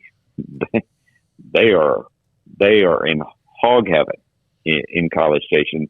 They are flourishing, and but they did what was best for them at a time when they felt like they couldn't trust Texas. And so what happens? Everybody else gets left in a scramble mode. Look, the Big 12. I don't like the Big 12 with Cincinnati and BYU. I don't like that, and I love what Cincinnati's done for its program. I want our schools to play our schools, but that ship has sailed. I'm just an old man howling at the moon. I'm an old man too, Richard. One more thing, and we appreciate your time. You have, when it's been necessary, hammered Baylor, and you have also recently, back in December, you wrote the article about Dave Aranda being an incredibly unique head coach and also a damn good one, and you've done stories about Baylor men's basketball and what they've accomplished, and then you just mentioned Mack Rhoades. Considering what they have been through on and off, pretty amazing what they are doing right now? There's no administrator in college sports better than Mack Rhoades. And I say that with a bias because when I send an email to his assistant, I always drop in there. And I just want to thank Mack because without him and the rules he put in place for student athletes at the University of Houston, my youngest daughter would never graduate from college. And she takes it in there and goes, "What is this?" He goes, and I mean that. There is he has such I mean, look, hiring Dave Aranda was not a slam dunk in that he's different, as you guys know. I mean, I don't know him really, but he's a different sort of guy, except he's brilliant, except when you do the homework of what he was in high school, what he was in college. The guy is brilliant. I mean, you can't make a better hire. And obviously, Scott Drew is he is one of the best ever. Richard, thank you, man. We appreciate it when you jump on with us. Appreciate the time. Again, the article is in the Texas Monthly. You go to texasmonthly.com. NCAA Conference Realignment got you down, ? Blame Texas. And he's given us a lot of the reasons for the article and what's in it as well, the column. Thank you, sir. Richard Justice, texasmonthly.com. He's blasted them now. And yet again, with what they've done, overcome, time and time again, sometimes to the point where you're like, oh, my God. But what they're doing right now is, if you look at the history, and that story's been told. And a lot of Baylor fans, it's one of the things that they get, why do you have to always say with what they've been through? Because that's a part of the story, although that really hasn't been mentioned much in a long, long time, unless the lazy narrative of a fan that gets mad and, oh, yeah, what about this? No, but part of it is a lot of the Baylor fans who watch us and will get mad because we had a writer on who might have written something slamming Baylor's, look, Richard Justice has written maybe 1 million columns in his very long career. I mean, the guy's written a ton of stuff. He is nothing but not consistent in the way that his journalistic integrity, I think, is something you can question. So he's going to write about what's going on at that time. And then he's not someone you can tell just by listening to that. He's a Texas grad who's not afraid to say, like, Texas messed up. So that's what his job. He's a journalist. He's excellent. He's a baseball Hall of Famer, for crying out loud. Richard Justice. So and that's for the first few times I ever interviewed him was with MajorLeagueBaseball.com because of what he did with that. But I do think I'm glad that he's bringing it up and that there are Texas fans and people in Texas who do realize that Texas is complaining about a conference not growing, that they stopped from growing. They walked outside and said, "Why is the grass dead?" And they didn't turn on the sprinklers. I mean, like, what's going on? And so he says, well, if you water the lawn, like, it's not our job to water the whole lawn. Well, you can there will be some that will argue this and some that will quietly say, you're right. The not so much the on-field success in football for A&M, although it's been more consistent, but it's in that 8, 9, 7, whatever. I know they were on the doorstep a couple of years ago with COVID. It is the fact that they have moved on, like you said about being divorced and your ex is, like maybe in Bermuda and you live in China or something like that. I don't know, or maybe just you're in still Waco. But they were still in the same spot. They have moved on and there's still the back and forth. One of the things, I want to bring this up, and I know we're going to check in with a writer that covers, Colton Clark covers Washington State. One of the things that I do at times, it drives me crazy, and I admit this. When from back in the day where we were before, we started this in April of 2020, have anyone on, and every columnist, every writer, every beat writer, every reporter, every talk show host has probably said something negative about your favorite team or program or player or whatever multiple times. And I get that once somebody writes an article, even if it's bad and damning, it's like they're dead to you. And our job is not to sit there and always just get the fluff of, hey, this is good. We have had many people on back during some tough times. And we used to get some text and email. Why are you having them on? One of the things I've always tried to do with Paul and Craig and whatever shows we've been a part of is help get information in front of you for you to also listen and read so you can make your own judgment and opinion. We're not like the political stations that are telling you what you should think. We want you to make your own opinions, and I think that's what we try to do as well as anybody. Coming up next, Washington State lingering, just like Oregon State, right? We're going to hear from both of those programs or those who cover them in the next half hour or so. Colton Clark next on Sikkim 365 Radio. Alan Samuels, Dodge, Chrysler, Jeep, Ram, Fiat, and yet new incentives.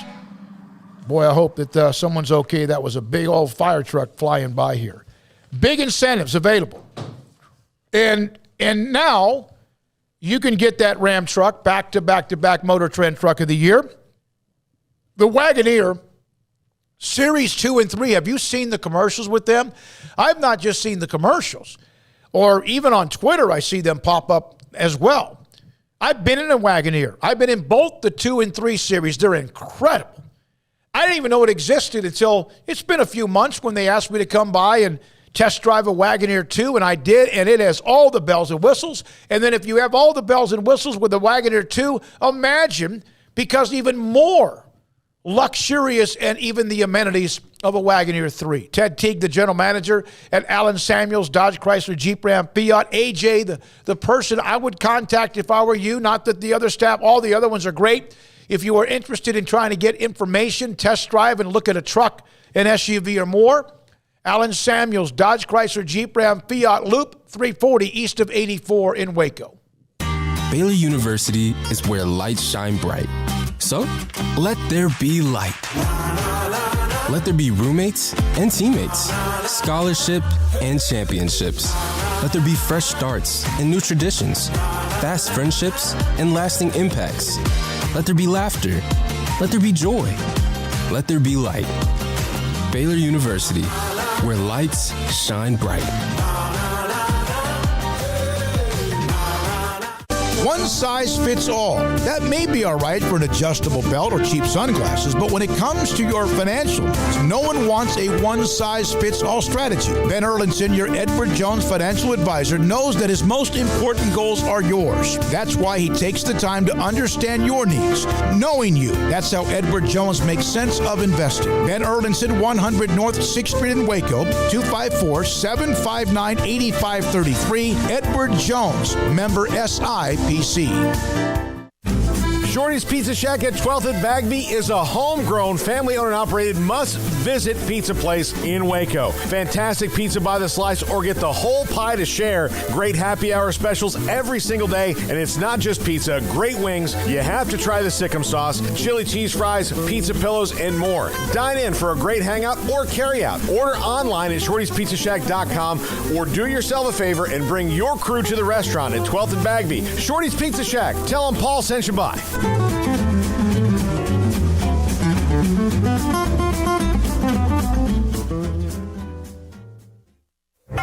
Boots add protection. Good boots help you climb better and move forward faster. And when your son or daughter steps into the boots of a U.S. Army officer, they also learn how to lead. In these boots, they'll gain more confidence with expert training in one of more than 150 occupational specialties. In these boots, they'll stand a little taller and lead a team with diverse backgrounds and areas of expertise to successfully accomplish whatever challenge comes next. In these boots, they'll earn respect with valuable experience from day one that will give them solid footing for success into the future. Highly qualified candidates who earn a spot on our team can receive comprehensive health care coverage, college tuition assistance, and a bonus of up to $40,000. See all the things your son or daughter can achieve in our boots at GoArmy.com. U.S. Army Waco Recruiting Company, 254-598-8131 or 254-776-1543.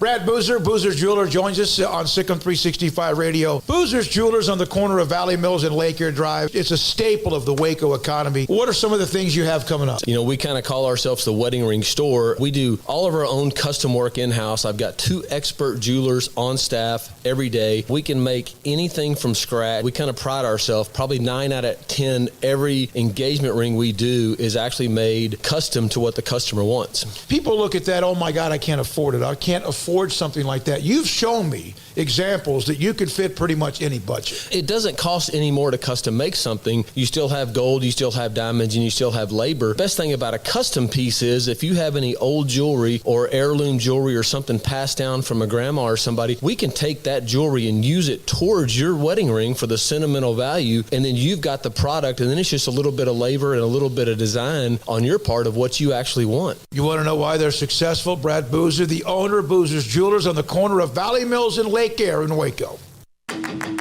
Welcome back to Sikkim 365 Radio. Are you a Sikkim 365 super fan? Then try out our premium subscriptions at Sikkim365.com.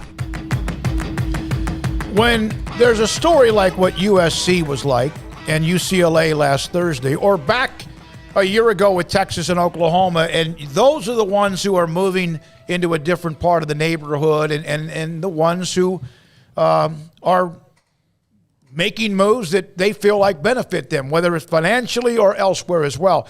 It's okay. It's part of the league. It's part of it's part of America. But sometimes there's also the various programs when you let the initial dust settle. What about them?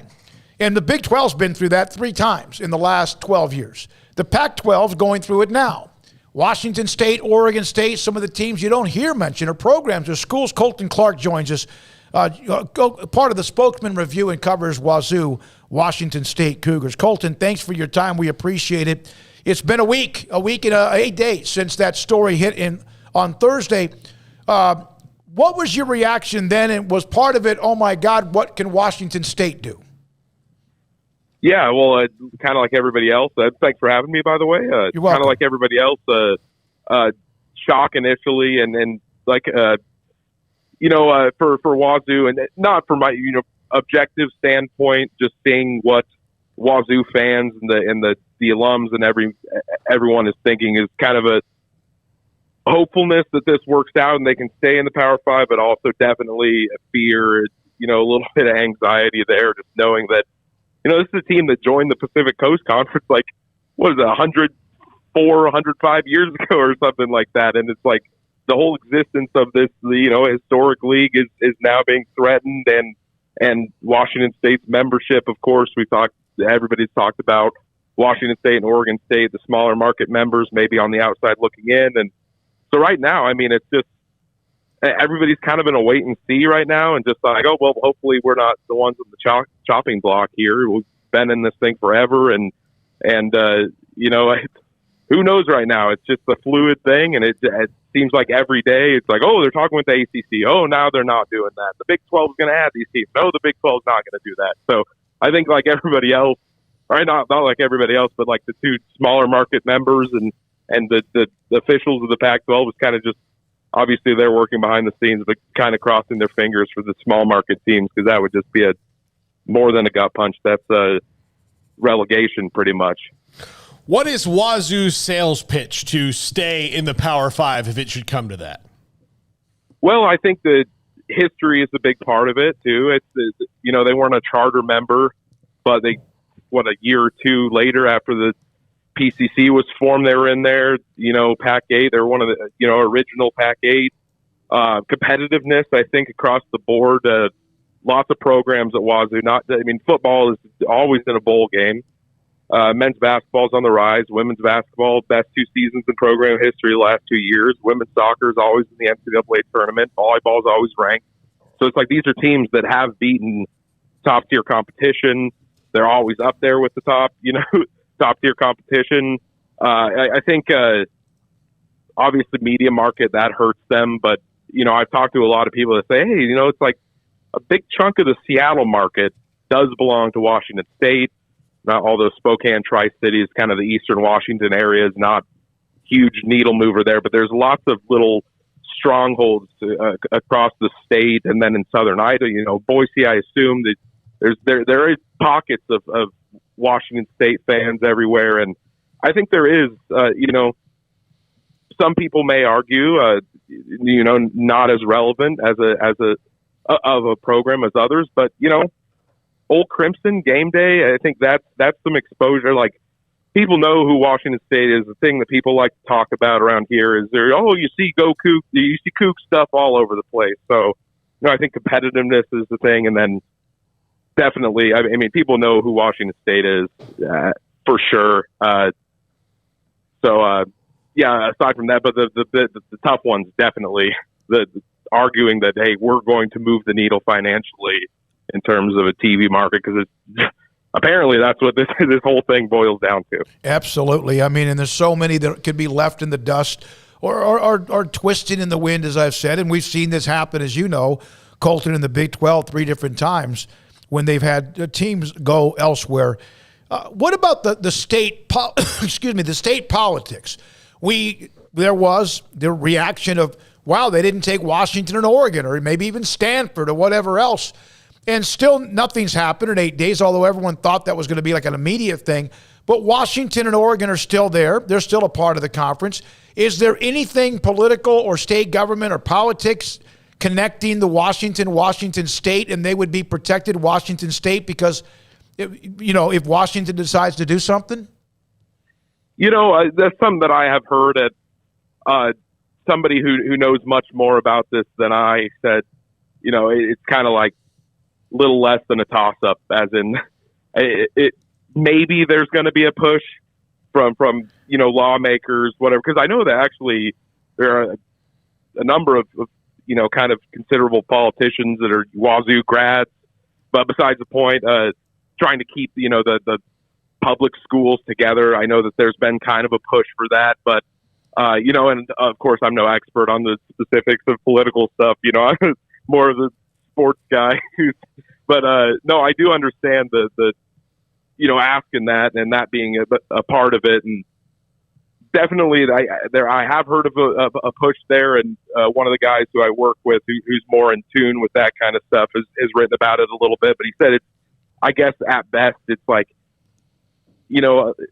maybe not. Like, this could happen, I think is what it's at right now, is like could, but the chances of state political powerful people being able to do that, from what I've heard, at least, kind of just long story short, is that it's not completely likely. Like, it's possible, but not likely. Hopefully that's again, I'm not really an expert in that field as much, and right, something I definitely need to get more knowledgeable about as the weeks go on here. But that's just basically from what I've heard, is like, oh, this is a possibility, examining, though this might not work out. If that helps. Sorry, I couldn't help you more there. No. Hey, listen, when it comes to politics, I tune it out pretty quickly. Well, I'm not Craig. Paul and Craig are much more in tune to that. Well, look, and Colton, I'll tell you, just in the example in Texas, it kind of depends on who the governor is. So, when the Big 12 was formed initially, Ann Richards kept a lot of the Texas schools together, and Bob Bullock, who was the lieutenant governor, kind of used whatever political might they could to make sure that Baylor and Tech and Texas A&M were going to the Big 12 together. They made that happen, and they made sure that Baylor and Tech were included, and some schools got left out. But look, when Texas A&M wanted to leave, and Rick Perry, the governor at the time, was an Aggie, he didn't use any political might to stop anything, because he's like, well, my school wanted to go somewhere. So, I don't know what Jay Inslee, where his loyalties lie, but it doesn't seem to me that he would get all that involved in it, right? So, yeah, I mean, he is a University of Washington grad, so not to say anything there. So, like you just said, man, maybe he wants the best outcome for his alma mater, and maybe that's the Big Ten. Hopefully not in the case of the rest of the Pac-12 teams. But yeah, I mean, that's an interesting point for sure. Yeah. Well, Colton, do you think that, of course, you're going to be happy to stay in the Power 5, but do you think that Wazoo fans would be happy to be in the Big 12, that they would enjoy those matchups if that's what they had to do? Oh yeah, I think so. And I've already seen some people talking about, like, late night air it out type of game. You know, I know the Big 12. Of course, I don't watch a ton of Big 12. Really don't have time, but the fireworks of the conference, is obviously a big talking point, and Wazoo kind of fits in that. And so I have seen some people be like, hey, there could be some truly entertaining games between those. And of course, geographically, it does fit better than anything else, I guess, on the table right now. There's a little bit of like people have talked about, that was one of my favorite football games, 2018 Alamo Bowl, Wazoo, Iowa State. That was a terrific one, so there's like a tiny bit of background there, and I have heard that seems like the outcome that's kind of, I guess, as of right now, kind of a best case scenario. It does seem like Wazoo people, from what I've heard from talking to different, alums who are kind of notable figures and, different former players, and Bill Moose, former athletic director, and he's like, that's kind of the best possible outcome in his mind is sort of a merger or crossover, whatever, loose partnership, whatever terms they want to use. All right, Colton, we'll see what happens. It does seem like there's haves and have-nots. We've seen this before. It's interesting. Good luck with what happens whenever it is at Washington State, and also thanks for your time on the show. Yeah, thanks a lot for having me. It'll be for sure an interesting football season and media day later this month. I'm excited for that. The Big 12 the Big 12 media days are next Wednesday and Thursday, so we'll get an eyeful of that, or an earful of that very soon. Thank you very much, Colton Clark. We will be at AT&T Stadium, the home of the Cowboys, but also the home of Big 12 media days next Wednesday and Thursday. Levi, are you going to be there? Levi, Jack, Garrett, I believe Grayson's going to drop in. Colton will drop in. Brian Etheridge going to drop in. I would say the odds on Colt to get slimmer by the day. Why? I mean, he's about to, he's got a due date on a child that's like. He's pregnant? He is. It's unbelievable. What's he dilated to? Yeah, exactly. No, but yeah, Colt's right on. Colt's in the danger zone area. So he can't leave the vicinity of maybe to the corner store or whatever, right? Yeah, that might be too far. He's got to. I mean, he's gonna try to make it. So Colt, come on. There's business. I'm kidding. But God, I'm going to get hammered for Brian will be there. Everybody but me, really. Yeah. Good timing. I promise you, I'll be having more fun, and I like Big 12 media. Yeah, you will be having a lot of fun. We'll be able to hear from Brett Yormark for the first time. He speaks at 8:30 on Wednesday morning. Dr. Livingstone of Baylor, part of the Board of Governors of the Big 12. She'll be the one that introduces him, and he will, and she will both drop by our location. Hey, Smoak, you want some big breaking business news? Yes. Elon Musk is not going to buy Twitter. Good for him. It is. When you're Elon Musk, you could pretty much do whatever the hell you want. Either you can tease, or you could be serious, and then you can look at what it is, or you can just say, I'm not interested. People can get up in arms about the rules that he was going to change with Twitter and who might or might not get back on the platform and blah, blah, blah. But the biggest thing that Elon Musk was trying to do was find out how many people, actual living entities, are actually on Twitter. Like, who are the real people? And Twitter never actually told him and his team how many spam and bots they have. Millions. Well, yeah. Well, because also, look, part of the reason he wanted to know that information was not just for the, truth, justice, and the American way of it all, of this is not real people. It was he wanted to know how much he was actually paying for. So if I told you I'm going to sell you a box of 100 hamburgers, but I'm not going to tell you how many of them are plastic, I'm not going to take that deal. Yeah, no. And that's basically what he did. So and he did his due diligence, and I use that term or phrase too often, but you know what? He's not who he is and where he is because he didn't, study something or research something. And sometimes you get lucky and you win a bunch. By the way, Colt says North Tyler's the furthest he can travel right now. Okay. All right. Colt Barber, one of the three partners of Sikkim365.com, the big umbrella that includes this show, he's expecting. Yeah, I would say that if you saw Colt at Big 12 Media Days, it's because he would have to move there permanently at that point. That's it. Is there an emergency room in there? Yeah. Oh, man. A lot of you, we appreciate what's going on with the text room. What about Stanford and Cal? Sarah McCoy asked that on the chat room. We've checked in. I don't think we've checked in with Cal. Do we need to check in with Cal? Well, if you can get one of their hippie reporters out of the tree to come down and talk. Stanford, we had John Wilner, who's the one that popped the USC-UCLA story last Thursday. We had him on. But I don't think, what is Cal going to tell us? But, here's the weird thing about Stanford. Like, John Wilner's there, right? But Stanford, when you go in our book, we have every college football media. We have a book. When you go to Stanford's page, the list of people is like three or four. So. Yeah, and John's on that list. And I reached out to a couple others yesterday evening, and some of them, one of them got back with you, I'm not interested. Oh, God. Okay. And that probably working on something way more important. Like, well, now you go, who the hell are you? Sick'em, whatever. Okay, that's fine. I've never had a writer just tell me we're not interested. I don't have time. There's a guy that covers Ohio State that can be a little bit aloof, great insight.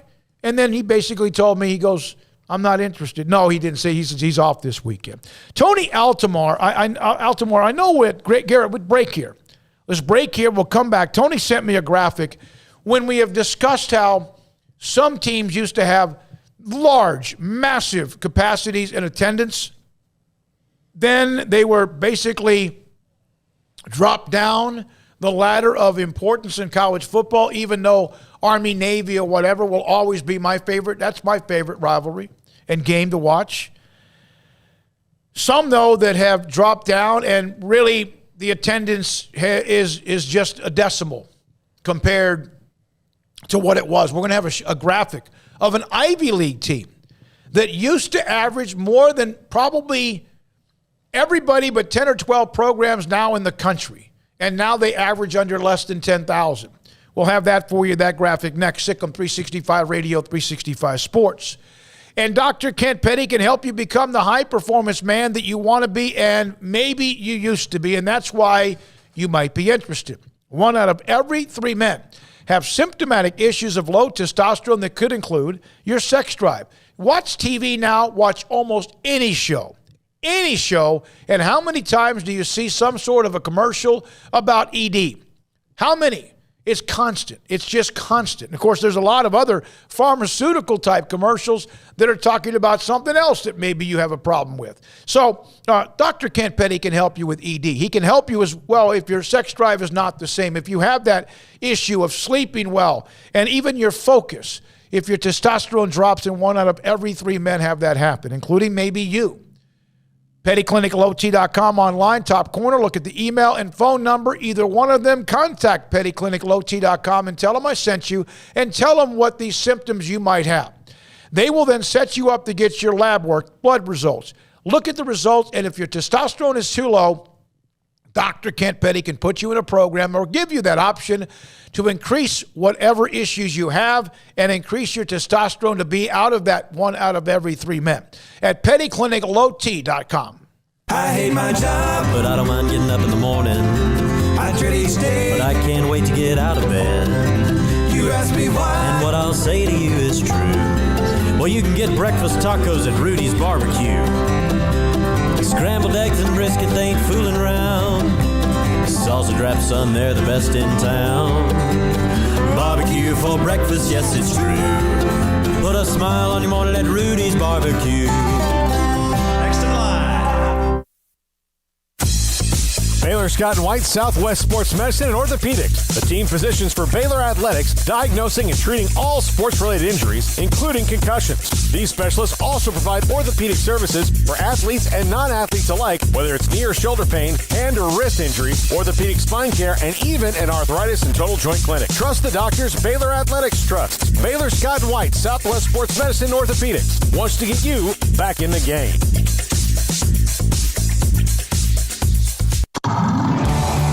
It's summertime. There's picnics, reunions, cookouts, and so much to do. And Waco Custom Marketplace on Lake Air Drive in Waco is your home for the butcher shop that can help you with beef, pork, poultry, and seafood. They are spectacular at being able to deliver you whatever cut of steak you want. Bone-in ribeye, however thick you want it, that's great. They'll do it. Sirloin, T-bone, porterhouse, bacon-wrapped filet. And of course, as I mentioned, they have pork, poultry, and seafood. Their Norwegian salmon is spectacular. Also, all of the sauces and seasonings you'll ever need, all the ingredients you'll ever need to make sure you have that perfect, flawless taste. So it's delicious whenever you take something off the grill. And a full-fledged bakery as well, with fresh baked bread and kolaches every single day. Up and down the aisle of Waco Custom Marketplace, you also have what you need, from knickknacks to snacks to more, at 425 Lake Air Drive in Waco, Waco Custom Marketplace.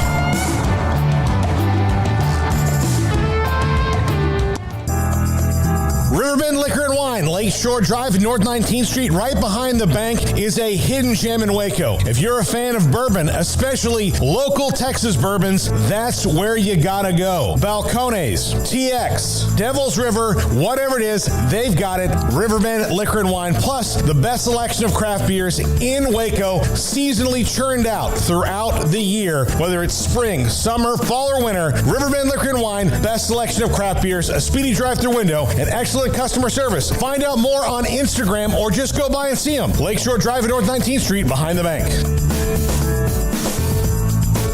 With so many companies and policies out there, it gets so confusing shopping for insurance, and I never know if I'm getting the policy that's right for me. Luckily, I met the team at the Niche Group Insurance Agency. With the Niche Group, you can go to one company and get access to coverage options from many insurance carriers, and you get to speak to a real person about your specific coverage needs. With the Niche Group, I know I'm getting the right coverage at the right price. If you need insurance, talk to the experts at the Niche Group at 1-800-258-8302. Welcome back to Sikkim 365 Radio. Sikkim 365 Radio is presented by IdealMRI.com. High-quality MRIs for $497 or less. IdealMRI.com. Your health is important, so is your budget. Earlier today on the show, we were kind of going through some things about attendance capacity. And yes, a lot of the highest attended teams or games and biggest capacity stadiums are the ones that are a part of the, they don't have to worry about things going forward. They have large fan bases, they draw huge eyeballs, and of course they pack their stadiums. Now, not all, some go through their ups and downs, but the highest capacity stadiums also pretty much translate into the largest attendance figures. You don't build 75, 80,000 to have 40. It's dumb. Now, some have gotten bigger every year. There's an arms race on that. Now there's what, 6 to 8 teams above 100,000. But all the ones who are above 100,000, they did it to meet the demand. They, when A&M expanded, they knew that they were going to put butts in those seats. You don't go from 40 to 60 if you're averaging 38,000. Yeah, they did it to meet demand. It wasn't something like they projected out, oh, well, in 5 years we'll have 50,000, and then in 10 years we'll have 55, and in 15 years this thing will pay for itself. That's not what they did. We went through a lot of that. We mentioned the teams, and all of them are included. They're going to be fine no matter what happens in the future of college football, and then most of them are pretty much the Blue Bloods, or part of the chunk of the Blue Bloods as well. And then there was this story. Don't put it up yet, Garrett. Thank you. Then there's the story about what happens, and there's a 213 area code that when he texts us, and sometimes he's got a little edge to him, and sometimes just doesn't think I'm very smart, and okay, he's probably right. But he brought up the note about schools that we mentioned earlier this week that used to have football programs. Now, none of them that I can remember were anything really a part of high-level football. Now, again, they might have been 40, 50 years ago. Then there are some that have, like, is it UConn? It's Villanova. Villanova used to, and they've been back and forth. But then if you are no longer a part of what is a true national championship at the highest level, and there's nothing wrong with what Sam Houston State has done or the many times that North Dakota State has won it or anyone else in between like Mary Hardin Baylor. But there is that level, that high level. Look at this graphic. The University of Penn, the Quakers, look at what they averaged 3 years ago. 7,000 fans at Franklin Stadium. Is it Franklin Stadium or Franklin Field? Franklin Field. It's Franklin Field. Now, this is the Penn Quakers, and there was a time that the Ivy League ran college football, and they won national titles. This stadium, the black and white picture that Tony Altomore shared with us, the attendance that they had at Franklin Field used to be in the mid-80,000s. Tony shared this with me in a text or tweet. Penn used to average between 75 and 86,000 every week in the 60s. Played 9 to 10 home games a year because, in capital letters, everybody, Notre Dame, Ohio State included, wanted to split their huge stadium revenue and TV money from the contract with ABC. And now they're averaging 7,000. And one, there's also the educational part of it, the academic part of it, I guess you could say, and even that what is a commitment or not. But that used to be packed at Penn, at Franklin Field, and now no longer a part of the part of it. Not that they care, probably, but I guess they don't. No, but I mean, things can change in a hurry. That's what can happen. Things change. So, and the 213 asked me, and I remember I read off like 25 schools. Most of them are basketball schools now that used to have football. They've just moved on, and football's no longer in some ways bringing them down or killing their budget, and it's all about men's basketball. And some of them it's endowment factors as well. Yeah, and look, the Ivy League used to be it. Now everything changed. After World War II, and more people started going to college, and less people started working in factories, right? Like that, and the economics of the country or the plans of the country changed, but the GI Bill certainly changed all that. But yeah, the Ivy League used to be it for everything. They were the best at everything. Now they're the best at some things. The Army-Navy game, been there at Franklin Field. And I don't know how many times. Let's see here. I'm trying to figure out how many times they may have played there. And obviously they played at Lincoln Woods Financial Field. They will be down in the future as well. But golly, man, they are. And wasn't it Army-Navy that Craig and Off the Radar the other day said they're going to be spreading them around all over the place? Boston and D.C. and Yeah. So that's that, and just an idea. That doesn't mean that someone who's in that 70,000 now that gets left out, and I don't know who that would be. Is there anyone in college football that has a stadium capacity over 70,000 that would be left out? I don't know that. Yeah, I don't think I don't know that. And that doesn't mean if you have 70,000, you're more important than somebody who has 50 or 40 or 60,000, but I don't know of anybody that would be left out in all of this that might average or have a stadium capacity of 65 or 70 or more thousand. I think most of them are sitting pretty. All right, when we come back, the 4 o'clock, 5 o'clock hour, this flowing by, we mentioned how Washington State feels, what's going on with them. We've checked in with Colorado, what they feel. Oregon State's another one. You don't hear anything about them.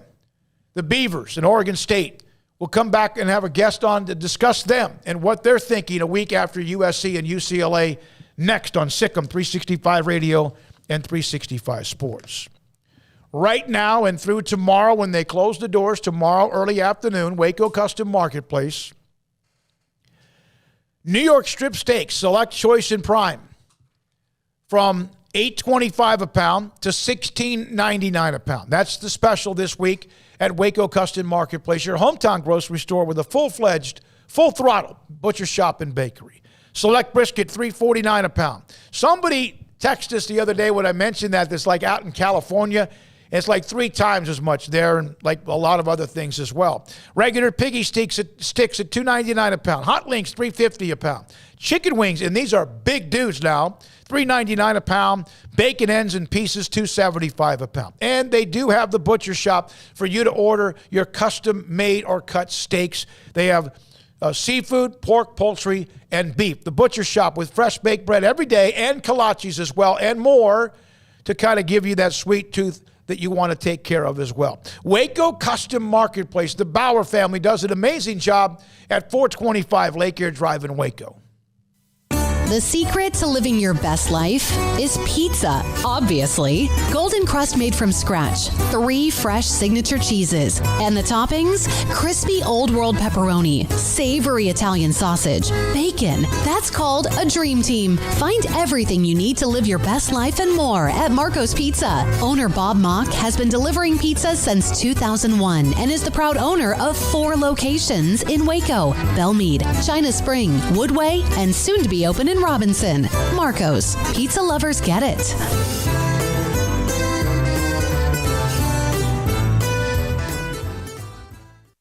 Brad Boozer, Boozer's Jeweler, joins us on Sikkim 365 Radio. This is a great time for your business. Exactly. And one other thing we do that a lot of people don't know is we buy jewelry, heirloom pieces, gold, silver bars, gold bullion, watches, anything you may have that you want to. If you don't want to use it and remake something like I did in a state yesterday and I looked at 35 pieces, well, they're probably going to sell me back 30 because it's something they're not going to wear, nothing to use. So if you're looking to get a few bucks or to sell something or something you just don't wear anymore, I make my wife go through her jewelry box about every 6 to 8 months, and the things that she doesn't wear on a daily basis, this sounds horrible, but I take away from her and then I'll put in my estate counter, but then that gives me the chance to rebuy her something new moving forward. Instead of looking down 20 years down the road and you have 300 pieces of jewelry, it's something to refresh and make her buy something new along the way. You want to know why they're successful? Brad Boozer, the owner of Boozer's Jewelers on the corner of Valley Mills and Lake Air in Waco. From the first workout to the last practice, sports is an incredible and rewarding challenge. Hi, everyone. This is Dan Ingham with the First National Bank of Central Texas, and we're proud to support each athlete, every parent, and our educators. From families, small businesses, to the biggest industry, we're here to help. With remarkable products like mortgage lending, we've got banking ideas that fuel big dreams. The First National Bank of Central Texas. Familiar faces making local decisions. Member FDIC, Equal Housing Lender. You want to know why Stonewood Dental is so successful? Listen to what happy customers have to say. It's pleasant. It's different than any other dentist office. I really feel like they care. And it's not that you're here for 2 hours waiting on someone to take care of you. It's quick and easy, and I bring my kids, and my kids love being here too. They really love the treasure box. Staff is really nice and accommodating, real friendly. You feel more like home. It's not sterile looking. Everybody has their own personalized rooms with decorations and decor, and they'll even have a blanket for you when it's cold. I've recommended people to actually come here, and they are patients now. I really love it here. It feels like family. Learn more, stonewood-dental.com.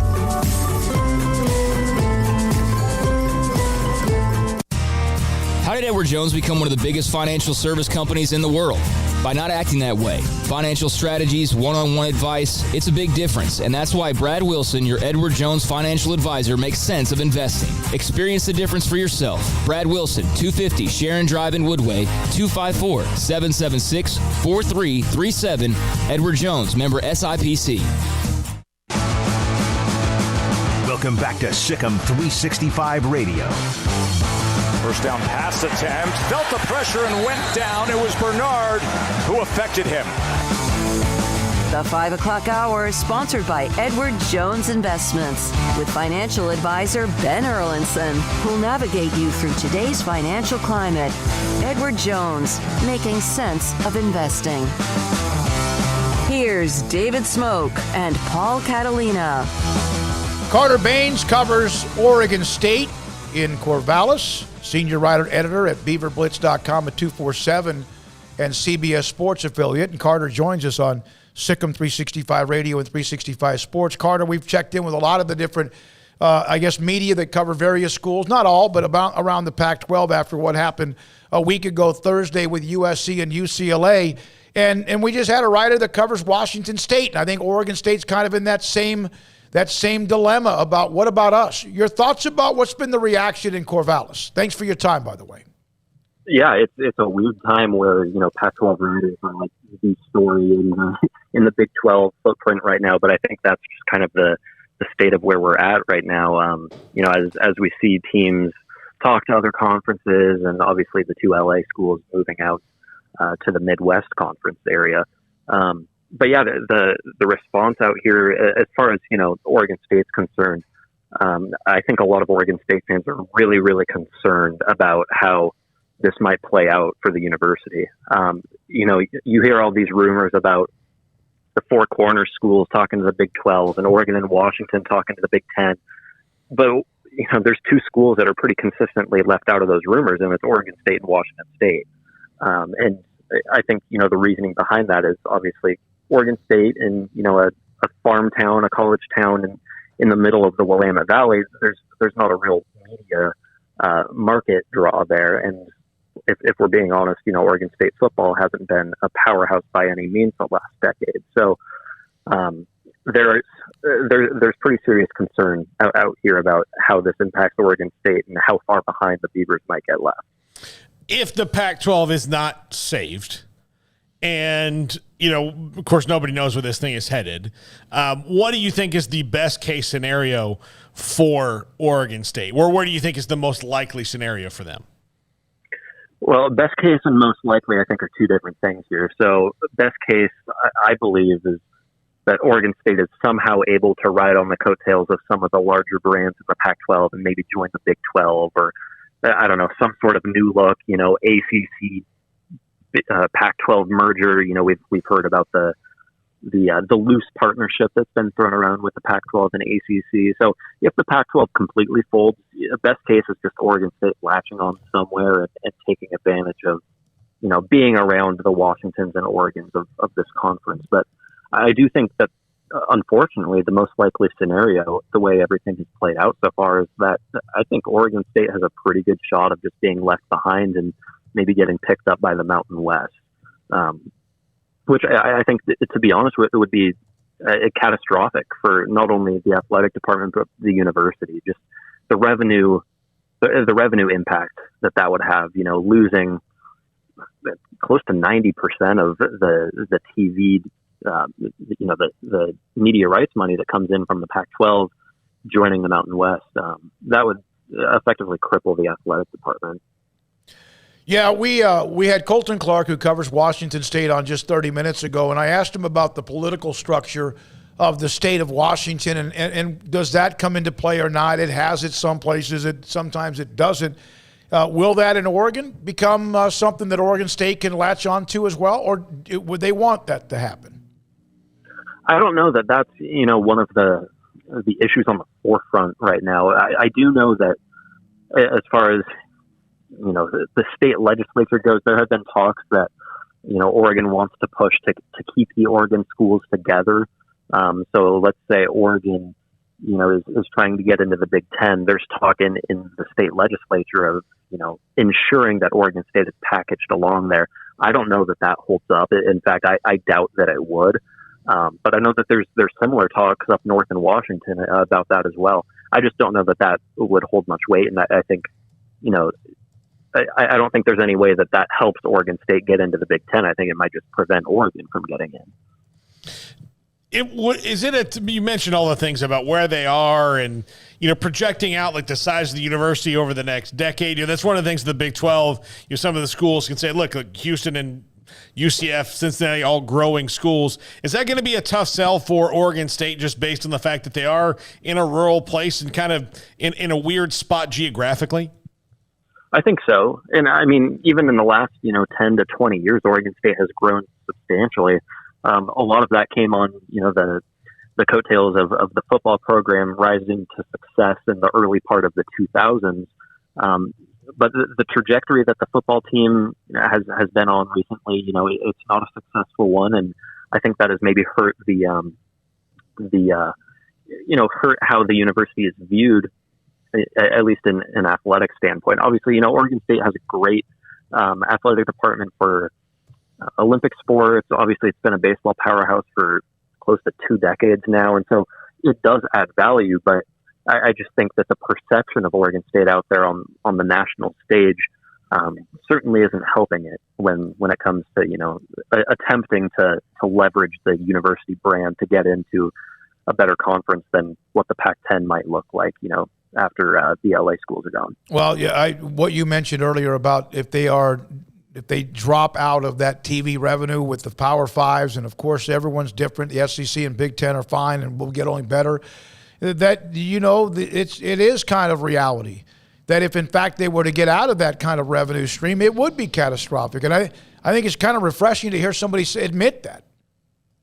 Yeah, I think the first thing that comes to mind is the coaching contracts. I mean, Jonathan Smith head coach of the football program, makes close to $4 million a year. That is exactly what a school like Boise State or San Diego State makes from its entire media rights deal. The Mountain West schools bring in $4 million. So you have enough money to pay your head football coach, and that is it. So I just don't think there's anywhere near the money in the Mountain West to keep the athletic department rolling at the level that it is now. And it's unfortunate because, as I said, Oregon State has built a pretty formidable athletic department out west as far as, you look at baseball, even softball recently making it the Women's College World Series. All sports, all sorts of Olympic sports have done well so far. And I think you lose a lot of that if you move down to the group of five. The revenue and the budget concerns there I think you'd lose a lot of your coaches. I think funding for individual programs would diminish. And, the recent facility upgrades that Oregon State has made for its football program, you might have these great facilities, but what are you filling it with if you have no money? So let's fast forward in these accelerated now media rights negotiations in this 30-day window. If I'm sure Oregon State fans and everybody who's not maybe Washington and Oregon, and I guess, Stanford has so much money they don't care what happens, but doesn't get what they want. Is everybody kind of at the behest of Washington and Oregon for the Pac-10 to stay together? I think I think that's very much an accurate representation of what's going on right now. Those are the two premier brands that are left behind after UCLA and USC leave. And I think the fact that, the Big Ten effectively denied them entrance right away as they wait for Notre Dame helps the rest of the Pac-12.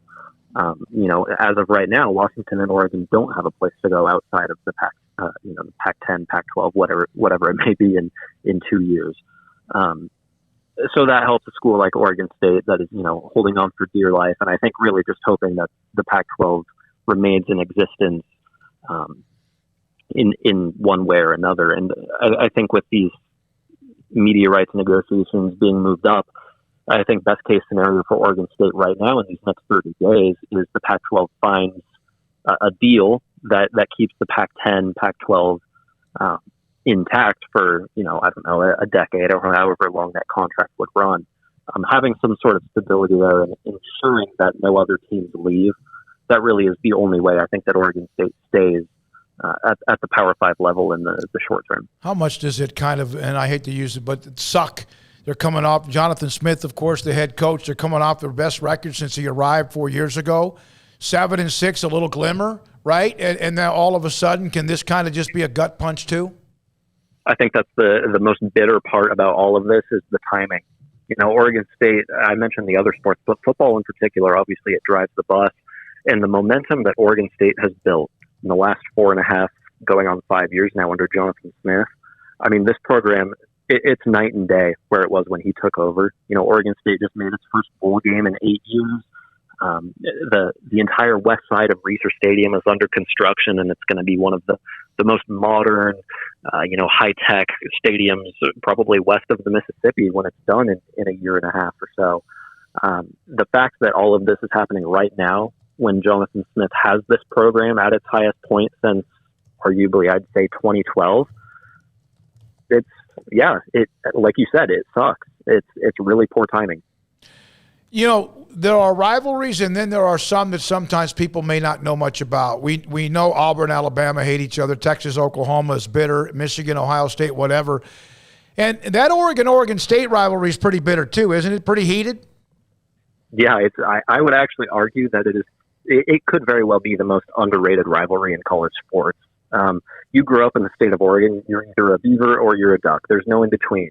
And I think if you see that disappear, That's devastating for sports fans in Oregon. That's the Super Bowl for Oregon. You know, professional sports aren't huge out here. You've got the NBA and MLS, but that's it. Outside of that, college sports rules all. And that rivalry for so long has meant so much to sports fans in the state. And I think if Oregon State and Oregon were to go separate ways in their next conference, you know, wherever they end up, losing that rivalry, you know, that would be heartbreaking for this state. 125, I think it is. 125 times, and it's really close. Mm-hmm. Oregon has a slight edge. I mean, it's 18 or 19 games, whatever, but not much. When you see some of those that have gone on that long, it's like 83-40 or something like that. Hey, Carter, thank you. Good luck, man. We have seen the conference that we cover quite a bit, the Big 12. We've seen them go through the struggles of what is next, including a year ago. And I know sometimes other conferences go, good luck. I hope everything works out for Oregon State, the Pac-12, or whoever is left, or whatever they do, that they continue to be able to sustain it to play at the highest level. Thank you. Hey, if the Big 12 can do it, I certainly hope that the Pac-12 can follow suit and stay afloat after, you know, their two biggest brands leave too. Yep. So appreciate it. Thanks for having me, guys. Carter Baines, BeaverBlitz.com. And with us on Sikkim 365 Radio, 365 Sports. Jonathan Smith gets him to a bowl game first time, he said, in 8 years, and all of a sudden you have to deal with all this outside noise. You know, and I think nobody's holding out hope that all of a sudden Oregon State's going to become the next college football power. But, you know, all of this consolidation, or whatever you want to call it, of the big-time names is, again, it's just trying to hoard it all to yourself, and eventually it's going to be over time, but you will see people lose interest. Yep. I mean, and in that, like, the thing that will kind of be fool's gold will be that in the short term, it's probably going to be a ratings boon because people are going to be really curious about it. The first time Ohio State plays USC on October 11th, at the Big House, when it's just starting to be fall and it's crisp in the air there in Columbus and people are excited about watching that game, that'll be great. But then when the fans who then start to get ticked off that Ohio State and USC and Alabama and Georgia are keeping them out of the playoff, and their power brokers are making rules so that even if you do have a chance, it's so through so many hoops that it's hard to even imagine, then people are going to say, well, you know, I might watch my team a little bit. But I might rah-rah, but I'm not going to watch the big national game anymore. And where the NFL also excels that college athletics hasn't quite grasped, they do for basketball, is that the NFL is probably the most popular sport in America, not because of the diehards, but because people who only care a little bit still watch. You know, I like the NFL. They don't love the NFL. They don't walk around thinking about, you know, the Packers and Bears matchup 3 weeks down the line like the diehards do, but they like it enough to where on Sundays when they're sitting around with their family and friends, they're happy to turn football on all day and watch it. They don't love it, but they like it enough. College football is getting to a point where the only people who are going to watch it are going to be the people who love it, which would be kind of like soccer in America until just recently. The only people who watch soccer forever are people like Jack who love soccer. Not people who, but what's going to help soccer grow is when people who like soccer go, heck yeah, I'll watch this. I like this guy. I like this player. I want to see. Isn't that, and Jack, you can blow me away on this one. Those who don't really get connected to soccer might become interested, like, for example, with the World Cup coming to the country here pretty soon, and or if the United States becomes successful. Isn't that really around this country? Isn't that it? Yeah. I mean, like the women's soccer is kind of well known because they were good and they won gold medals and championships. Yeah, absolutely. Like, but they know, like, if the U.S. men's national team won the World Cup, Especially if they did it somehow before England, would be hilarious to me. But since that country is just going on 60 years of not having it, or more than 60 now, I guess. But if they were somehow to win it, it would change the way, because people then would know, and they would, oh man, that was such a great moment. I want to follow them through that. And soccer is showing growth in this country because of this generational thing. People grew up playing and following a little bit differently than people of my generation did, or especially in your generation, Smokey. But college football is forcing themselves into a short-term game where they're gonna get a ton of eyeballs. Mm-hmm. But over the long term, it's going to be one of those things where, because it's more niche than they realize right now, and the long term, you might be sitting at run into somebody and say, hey, did you see the so-and-so game this weekend? Then I'd be like, nah, it's not really my thing anymore. Why not? Well, it's all just about these other teams that I don't have any interest in. There are certain sports I don't watch as much for various reasons. I love college football. It has always been my number one. Craig has mentioned that. Paul has mentioned it. It's been my number one favorite sport to cover. But also, more than that, if I had never gotten into broadcasting, it would be my favorite sport to watch as well. And there are so many games on now, I can't keep up with them. But, yeah, I can't wait for a damn good conference game that comes up in late October, early November. The weather's changing. I love the early season games. For example, next year, in September, when Texas hosts Alabama. That's a much watch to me. I don't care what people may think. I think it's going to be a great game, like it might have been with LSU just 3 years ago when LSU won it all with that great team. And hell, Texas kind of had them a little wobbly at times. I love a big college football game. Love it. Garrett's an LSU guy. Loves those games. I do too. I mean, look, I don't think Texas really wanted it with LSU. They hung around a little bit, but ultimately in the end, LSU exerted their dominance. Yeah. They had to convert like a 4th and something on a throw that was for a touchdown late in the game, right? LSU sure. That year may have been the best college football team of all time, or offense for sure. Offensively, in my opinion, yeah. No, but I love that Alabama and Texas, or Oklahoma and others, even if it's like USC, or I love the bloodlines that meet. And, of course, AT&T Stadium has hosted a few of those games early on. I used to like back in the day, of course I'm old, so everything's back in the day, when there was that game in the Meadowlands in New Jersey, the college football was like the kickoff classic. A&M played Stanford in it one year. Or they played Nebraska one time, They played Florida State in it and lost. Sometimes it was lopsided because sometimes it was based on who was really good the year before or who didn't play for a national championship, and it would have been great if they could because of the way the bowls were structured, and or the two teams that are on the cusp of being really, really good.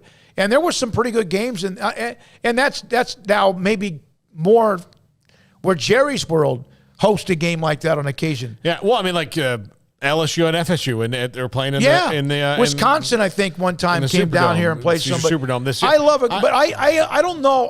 I know Craig has mentioned this, and I know him. When he's done with something, it's over, right? I mean, and with a lot of people, I don't know if they end up with 32 or 40 or 46 teams, and there's just this one level of, I keep calling it altitude of college football, whatever. I don't know if I'll watch more or less of it. I know this, though, but rivalries also are what keeps you as even a super fan engaged. You know, why do I always make jokes about the Gators? Because it's a 75-year rivalry. You know, since Florida State became a co-ed educational institution, if they all of a sudden decided not to play that game for 10 years, I now have to hope that something builds up and put all that vitriol I have towards the rival school into somebody else and build it up. And it's not the same, so I know rivalries and those things don't matter, but they do move the needle. And one of the biggest things the Big 12 did to make itself unstable, and Smokey, I know we talk about this all the time, but it is empirical evidence. One of the things the Big 12 did to make itself wobbly was they made their second best rivalry, maybe? Third, one of their top three rivalries was every 4 years like a presidential election because they said, no, we're going to do the scheduling model this way. And Oklahoma and Nebraska would play home and home, and then you wouldn't hear it for a couple years.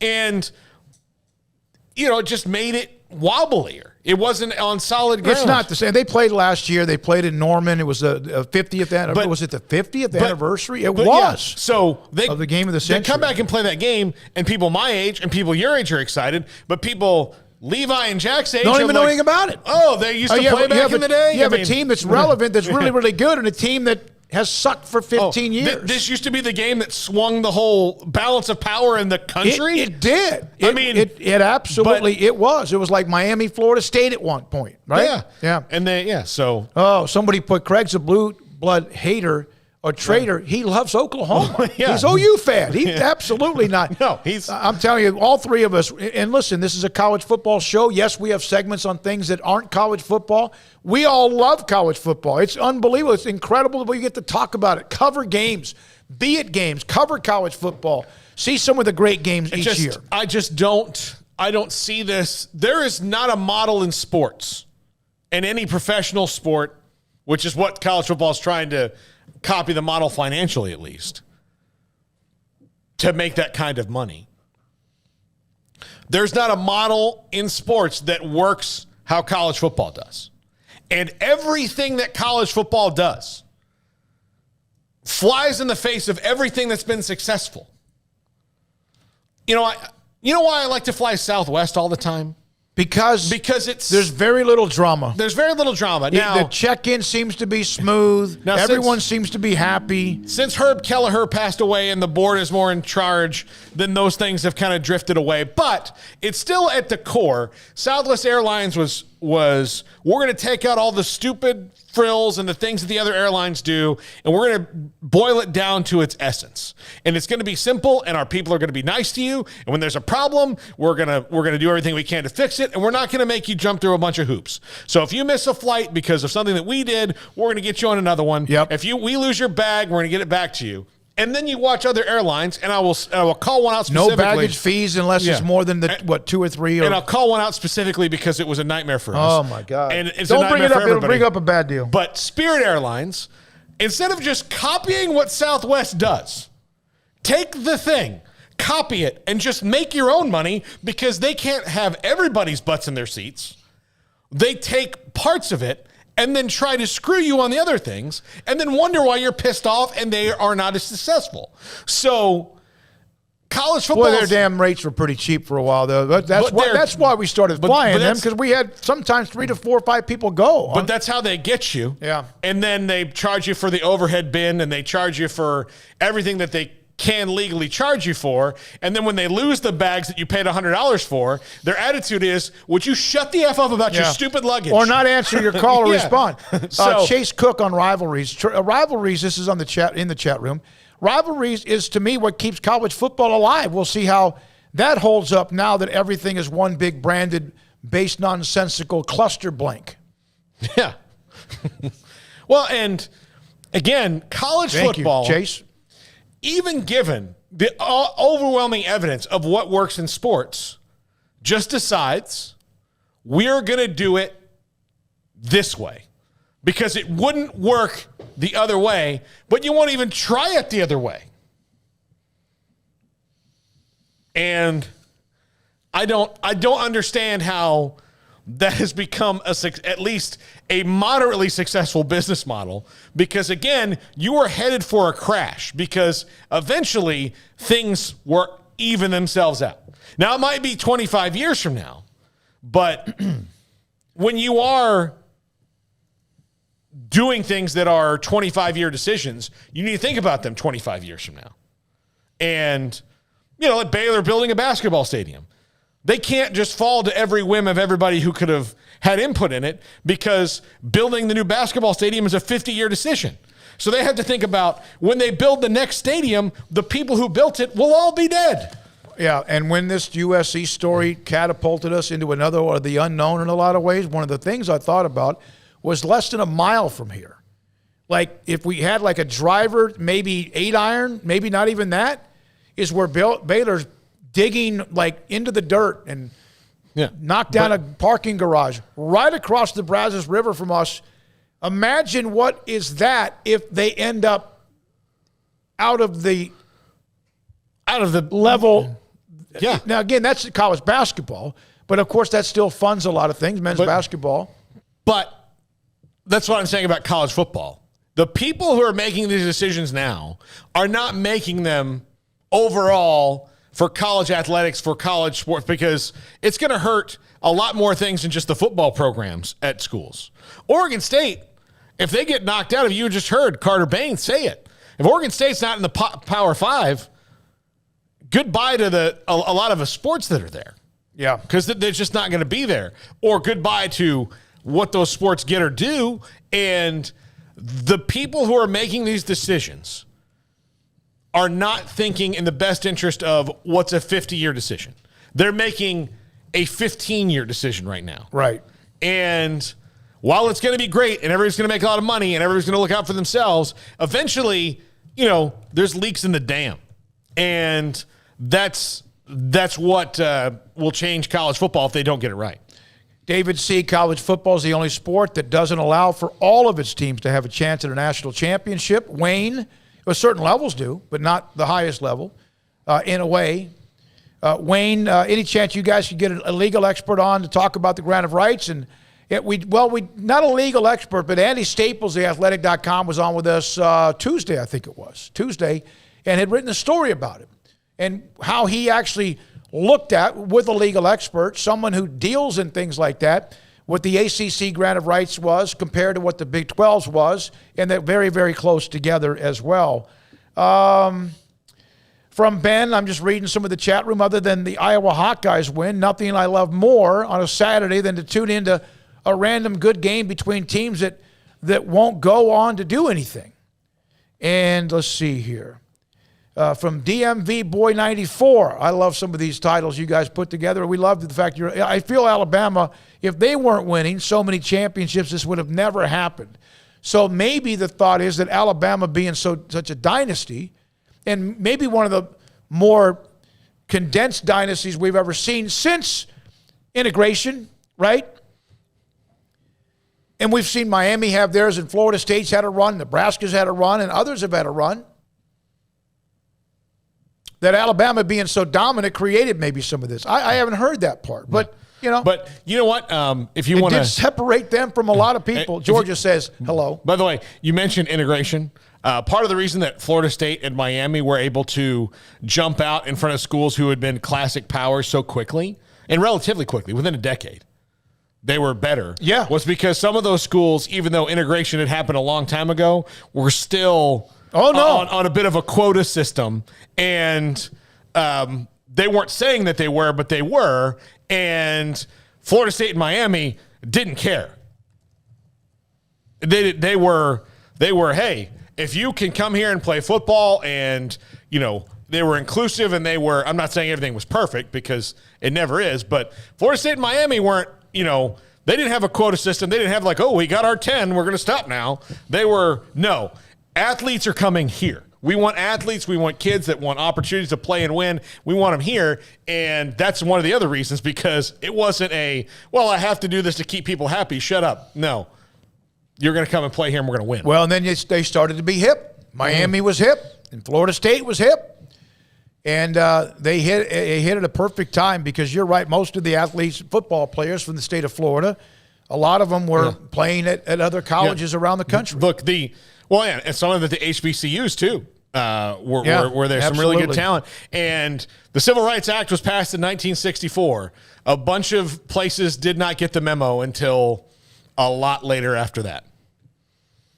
A lot. Sadly. Yeah, you're right. 5:32 is the time. There's a couple of texts, 2 or 3 text messages. Let's come back with that, Garrett. I know Paul's top 5 is around the corner. 5:32 on Sikkim 365 Radio and 365 Sports. There's one from the area code of 606, and he's a Florida State fan. And of course, Paul went to Florida State. And then there's another one that, on a couple of things we discussed yesterday, including Brittany Griner, a text on that story, and then one about Why does ESPN, Fox get to make all the decisions? Well, they have they have the money and they also have a lot of the games. Why can't somebody else get involved? I'll read that one. Maybe CBS will. I don't know. NBC has Notre Dame. We'll see. Sikkim 365 Radio, 365 Sports. Make this a summer sales event is happening now at Allen Samuels on the new 2022 Ram 1500 Crew Cab Lone Star. With special values up to $7,000 or get $1,500 bonus cash and 2.9% for 72 months. Ram trucks are designed to be durable, functional, and stylish. This legendary award-winning truck gives you that first-class feel. Allen Samuels in Waco, the place to shop for Ram trucks. First responders get $500 extra cash. Come by. Let's be friends. At Ideal MRI, we feel blessed to be part of the Waco community. We're a small family business here in Central Texas. At times like this, the cost of healthcare has never been more important. And unfortunately, significant illnesses and injuries still occur. And that's why Ideal MRI is open and here to serve you through this difficult time. So if you need an MRI, ask your doctor about Ideal MRI. You can schedule online in minutes at idealmri.com or call 833-IDEAL-MRI. Did you know that 1 out of every 4 men have symptomatic low levels of testosterone and don't even know it? And if you think you're too young to worry about it, guess again. Low T levels can make you feel tired and grumpy, cause weight gain, and wreak havoc on your sexual desire and performance. Petty Clinic Low T can set up same-day blood screening and results, so if you're tired of being tired, I challenge you to man up and Google search Low T Waco or go online pettycliniclowt.com. It's a private clinic with an atmosphere catering to men. Affordable, only $150 a month, includes lab work, office consultation, testosterone injections, follow-up visits compared to $395 a month in Dallas or Austin, and you don't have to fight the traffic. Petty Clinic Low T as board-certified physician consultations will provide the best form of brand-strength testosterone available. Contact Petty Clinic Low T today, just off Highway 84 and Old Hewitt Drive in Woodway. Petty Clinic Low T, helping men become the high-performance men they deserve to be. PettyClinicLowT.com or Google search Low T Waco. Let Camille Johnson Realtors guide you seamlessly through the process of buying your dream home or selling your current one. Commercial, farm and ranch, or residential, Camille Johnson Realtors can smoothly and successfully lead you through any transaction. With a team of 28 experienced agents who are excited about serving you, Camille Johnson Realtors services the entire greater Waco area. If you're in the market to buy or sell, contact Camille Johnson Realtors, 104 Midway Center in Woodway, or find them online at www.camillejohnson.com. Camille Johnson Realtors, elegant, charming, warm. Welcome home. Baylor Scott and White, Southwest Sports Medicine and Orthopedics, the team physicians for Baylor Athletics, diagnosing and treating all sports-related injuries, including concussions. These specialists also provide orthopedic services for athletes and non-athletes alike, whether it's knee or shoulder pain, hand or wrist injuries, orthopedic spine care, and even an arthritis and total joint clinic. Trust the doctors Baylor Athletics trust. Baylor Scott and White, Southwest Sports Medicine and Orthopedics wants to get you back in the game.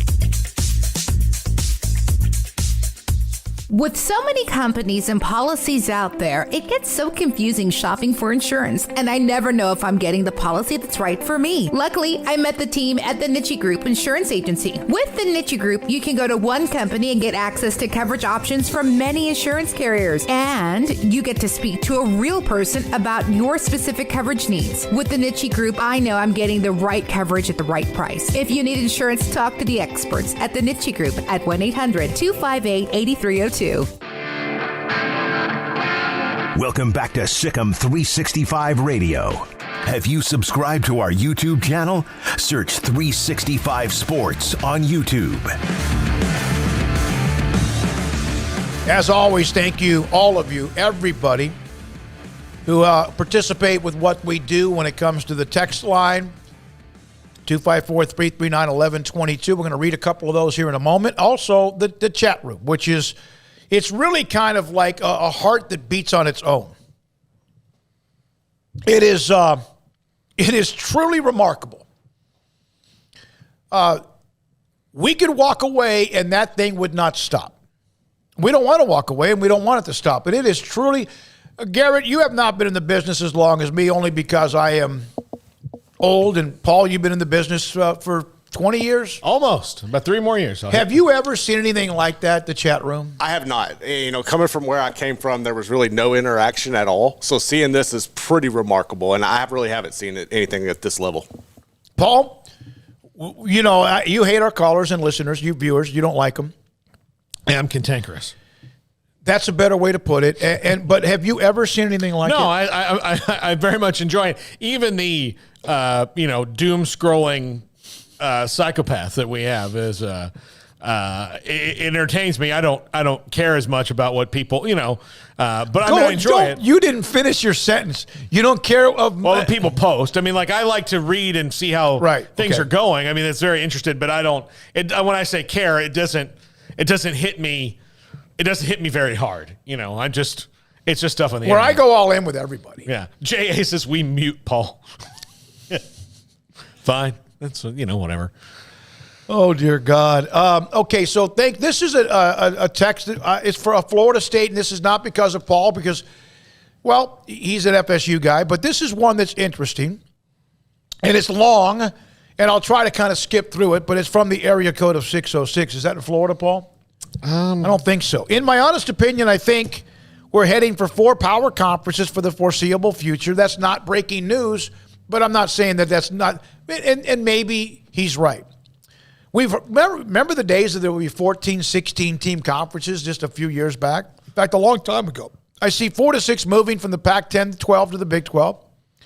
But the thing that gets me is people are failing to realize while the SEC and Big 10 have major brands, as some call them, history will more than likely repeat itself. Can Alabama, Ohio State maintain the level of success once Saban and Day leave? Eventually they will. And I have my doubts that the next coach will be able to continue the success at the highest level, even though Ohio State and Alabama, for more than 75, 80% of their lifetime, have been incredibly good. And then those schools will fall to mediocrity, like we're in the 80s and 90s. Let's not forget that. Sure, they had a couple of good years here and there, but the 80s and 90s were dominated by Nebraska, Miami, Florida State, and look at them now. I hate that you brought that up, but he's right. As a lifelong 90s of FSU fan, I thought I would never see, I never thought we'd be so bad that Jacksonville State would beat us at Doak. Oh, God. Paul, you love this one? Oh, I know. He's right, though. I know. I think greed and Fox and ESPN are ruining the great game of college football. I forgot to mention, thanks for the great show on YouTube. I watch daily and love watching you guys. That's from the area code 606. Nebraska's lost to teams that were FCS teams, I believe. Didn't Troy get them one year? They barely beat several teams at home in the last 10 or 12, 15 years were either group of fives or I don't know about FCS. Maybe there was. I agree with you. You're right. They used to run college football. And now look at them. And Alabama is really good. But you hear about, and I've seen this, and it's kind of, I think, a little bit of wishful thinking. The NIL is going to force Saban to retire. I don't know when he's going to retire. No. I don't think he's like Bear Bryant. I think he's going to coach, and then he retires, and a week later he's gone. Nick Saban is the only thing that's going to force Nick Saban to retire. Nick Saban doesn't like the way things are going, but that doesn't mean he won't figure it out. Nick Saban is brilliant. That's I don't know if people because we all had coaches in high school that you would not call in our lives that you would not call brilliant people. Don't realize that most coaches are really brilliant.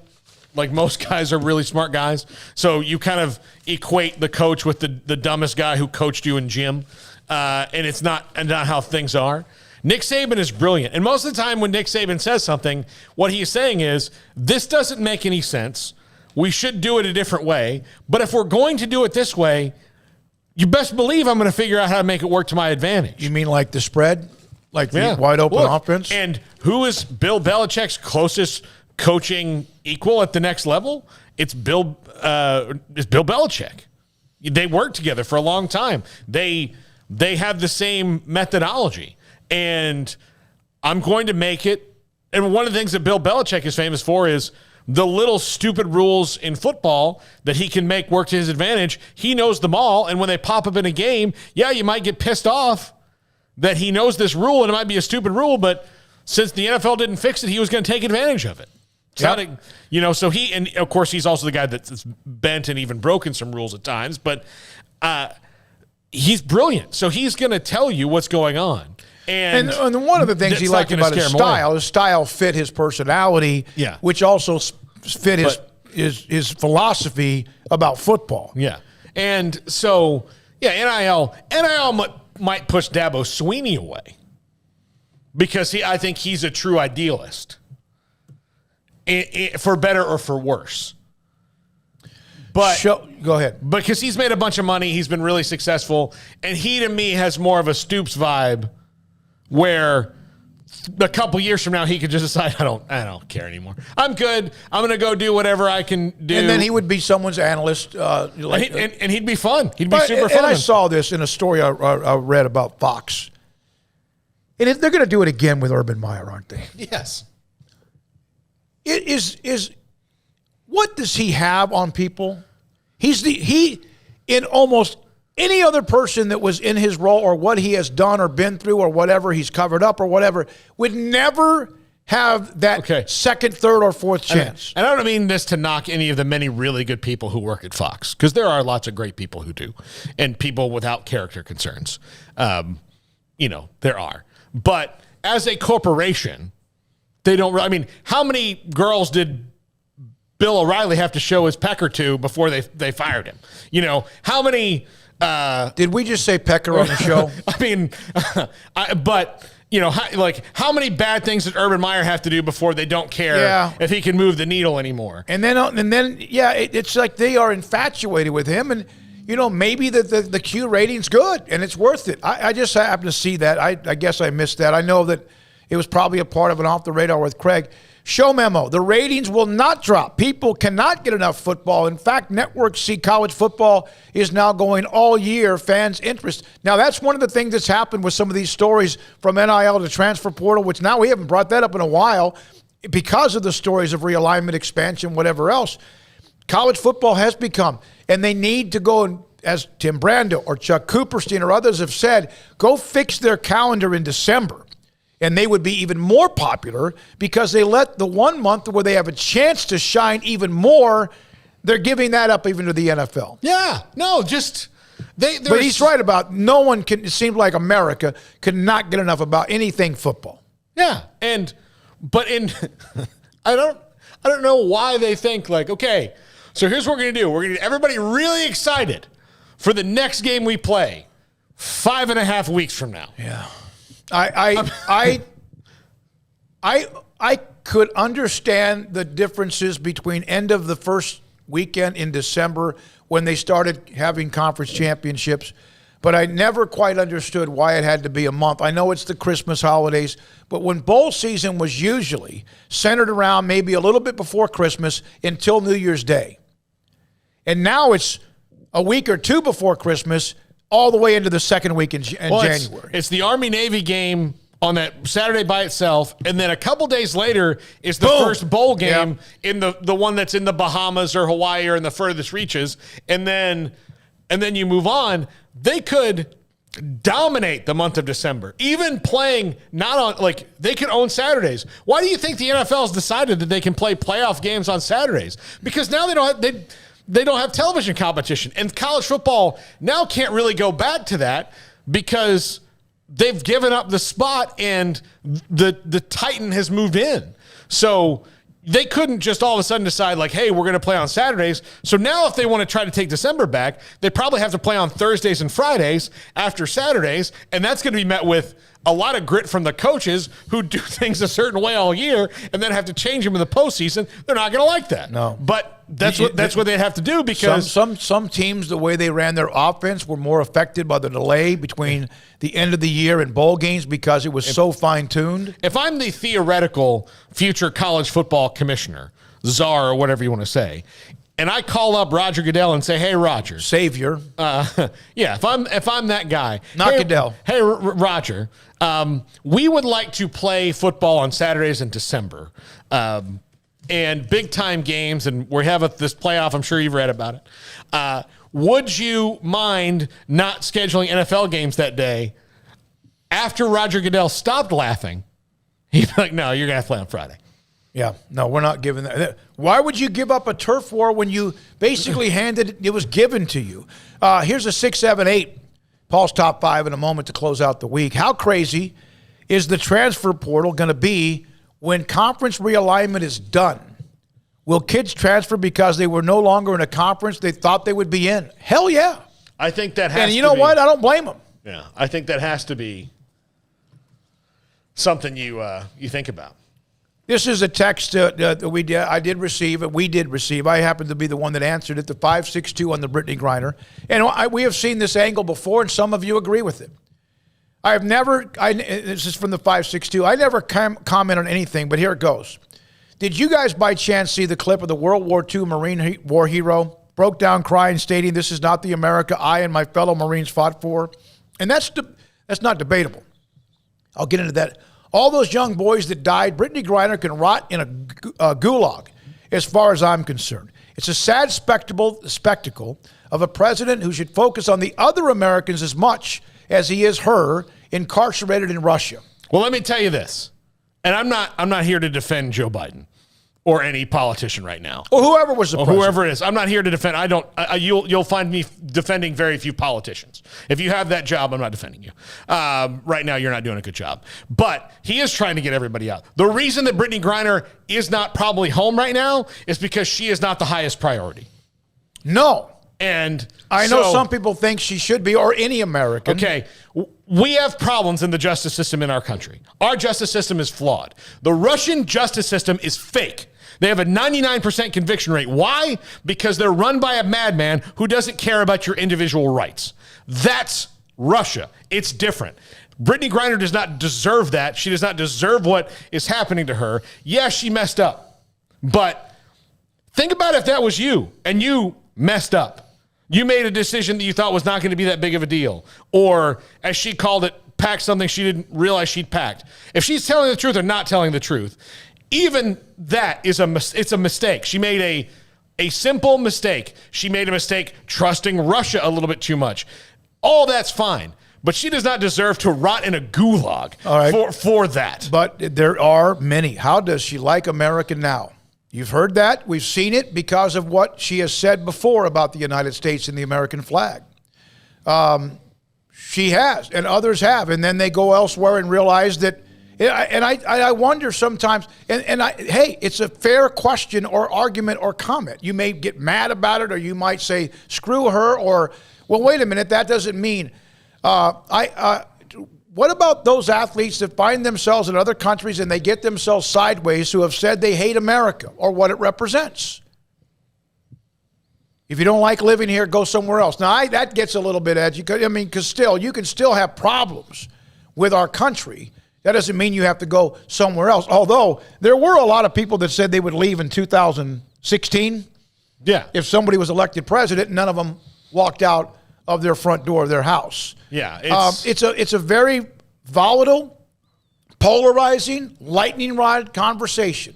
And there's nothing wrong with, at least at times, discussing it. And we appreciate 562 for his comment as well. And here's the thing about what we know about that. There are a lot of people in our chat room that absolutely applaud that. And there's some that won't. And that's fine as well. The 704, sending me a couple of links. I'm trying to... I'm talking What's going on right here? I'm talking to right now. I'll tell you after the show. Is there something going on with you? No. It's more than we should get into right here. I mean, it's a good thing. It's a good thing. It's cool. Is this a text line for just you? No, I'm just telling you that. I'm just it's kidding. Not relevant to. I saw the name Rick on a LinkedIn or whatever. Yeah. Or how did I used to call it? LinkedIn. Paul Catalina's top 5 next on James Caan, the late James Caan, Sikkim 365 Radio and 365 Sports. Baylor University is where lights shine bright. So, let there be light. Let there be roommates and teammates, scholarship and championships. Let there be fresh starts and new traditions, fast friendships and lasting impacts. Let there be laughter. Let there be joy. Let there be light. Baylor University, where lights shine bright.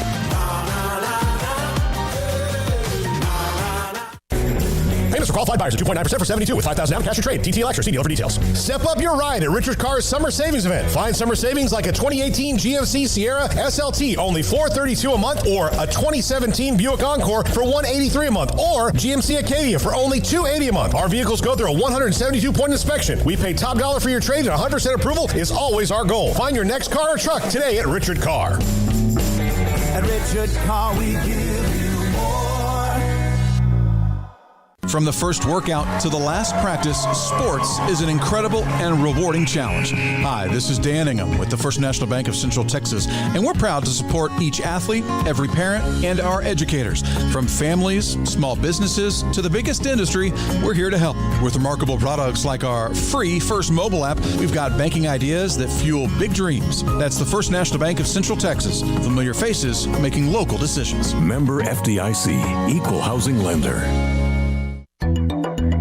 It takes time to reach goals. It's a truth that applies to more than sports. It goes for your financial goals as well. You work hard for your money, and you deserve an investment strategy that lines up with your game plan. And Tom Albers, your Edward Jones financial advisor, can help. If your financial investments aren't putting forth the effort you desire, stop by today for a financial review. Tom Albers, 4301 Lakeshore Drive, 254-776-7605. Edward Jones, member SIPC.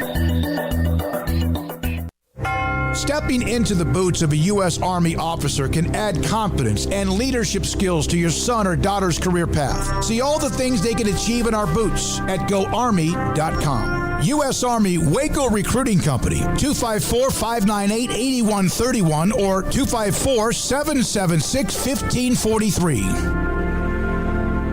In Texas, there's pea-size hail and baseball-size hail. Guess which one hit our house? We didn't even know where to begin, but we called our Texas Farm Bureau insurance agent, and he was so reassuring. He knew exactly what to do to get our house back into shape and our lives back to normal. Now, we're even more thankful for the roof over our heads. Stop by and see our agents at one of our 3 McLennan County locations.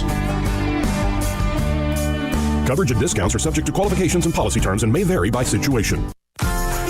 Automatic Chef Canteen is a full-service micro-market vending and office coffee provider with state-of-the-art vending equipment, a wide variety of products, and offering custom-fitted micro-market vending office coffee solutions for your employee break room.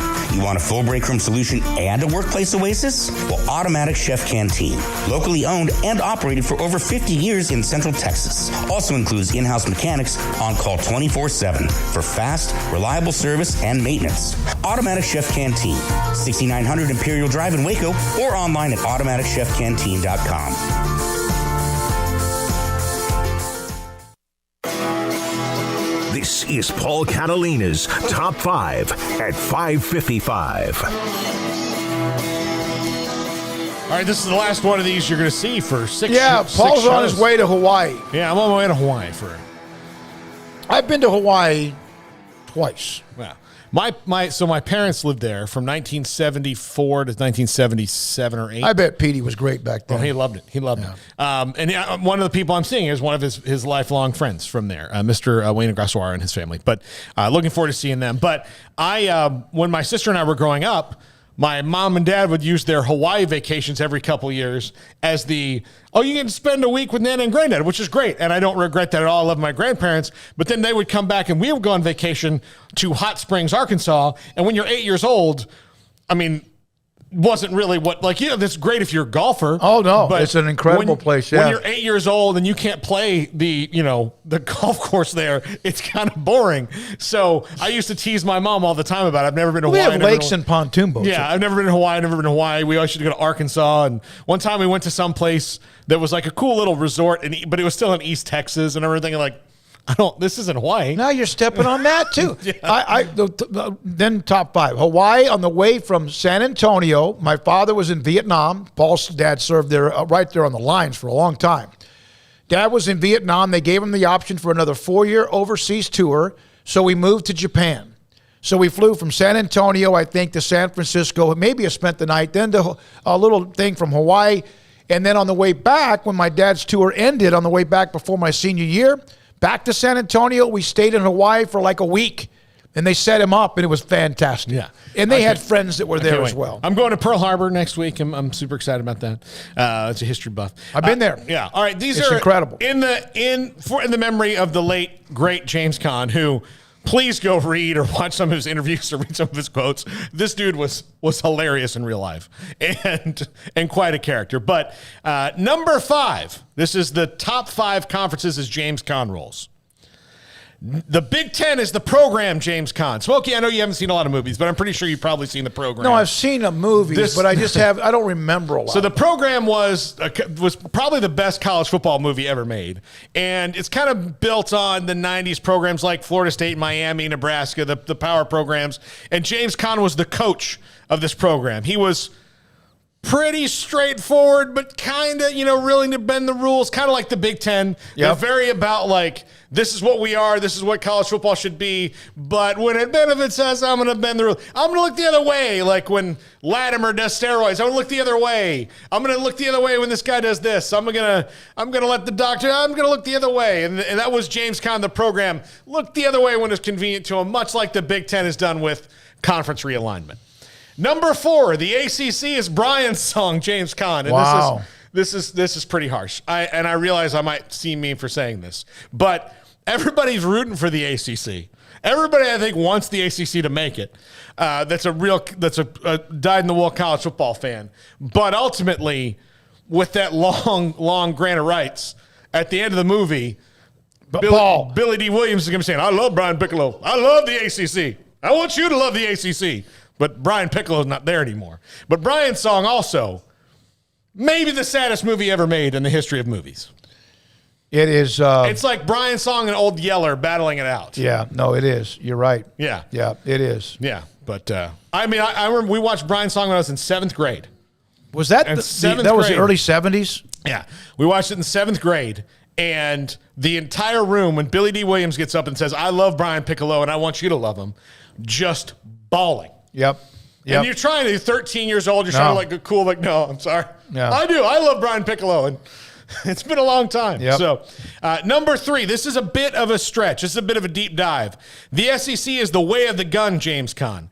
You would probably like the way of the gun. It's a bit of a slow-moving action movie, but James Caan in this movie plays a hitman, but he's one of those hitmen that has kind of a code.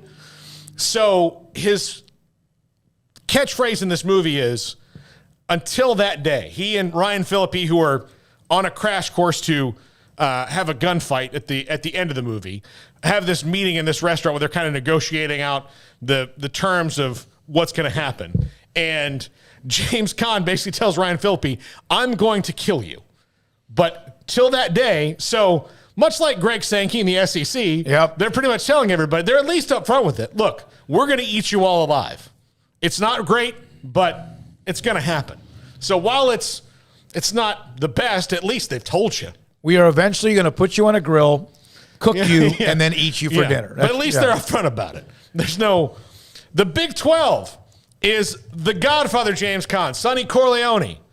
See, when Sonny took over the family, he thought he was in a position of power. Just like last year at Big 12 Media Days, Bob Bowlesby gave this great speech about how everything was great and the future of the Big 12 was wonderful. And then a couple weeks later, much like Sonny, Bob Bowlesby pulled up to the toll booth and everybody was firing guns at the Big 12 from all around. Yep. Secretly plotting that he didn't know about.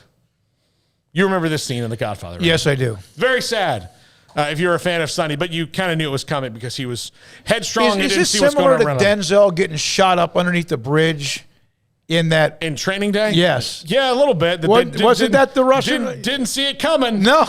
Didn't see it coming. I cried. King Kong on me. Yeah, I know. Yeah, I love it. And the Pac-12 is Misery James Caan. Man, Garrett, have you seen Misery? I have. That is an off. That's all. Yeah, it is. Misery is a Stephen King book and movie, and James Caan plays a writer who gets in a car accident, and a super fan who ultimately caused the car accident, comes and takes him in and keeps him injured. In fact, breaking his foot so he doesn't leave. So this to me is the Pac-12's relationship with the Big Ten. They think they've got a good working relationship, but ultimately the Big Ten is just a crazy lady that's trying to break their leg. No, it was that you talk about the alliance that is now even a word I don't like to use. It was just so like it was paper. Like it was on a what is it? What do they call it? Just a box of cards, on a tower of cards. You just flip one card and it was gone. I'm using the wrong phrase. Sooner Soul, Sonny Corleone, original Big 12. Yeah. Oh, man. Sonny, Lorenzo Hayes. Come on, man. A lot of people love, Paul, what you were doing. Oh, my God, that's amazing. And again, he didn't include rollerball. I tried. I could not make it work. Sir I Bob, really enjoyed. Yes, I tried with rollerball. I did. Sir Bob Loblaws. I tried with rollerball and the SEC and the Way of the Gun, and I just thought the Way of the Gun fitted a little bit better. Bridge Too Far is also one of his greatest movies, but that really doesn't apply here at all. So I couldn't make that one work either. I couldn't have done any of that because I remember certain movies, Brian's song for sure, a few others as well.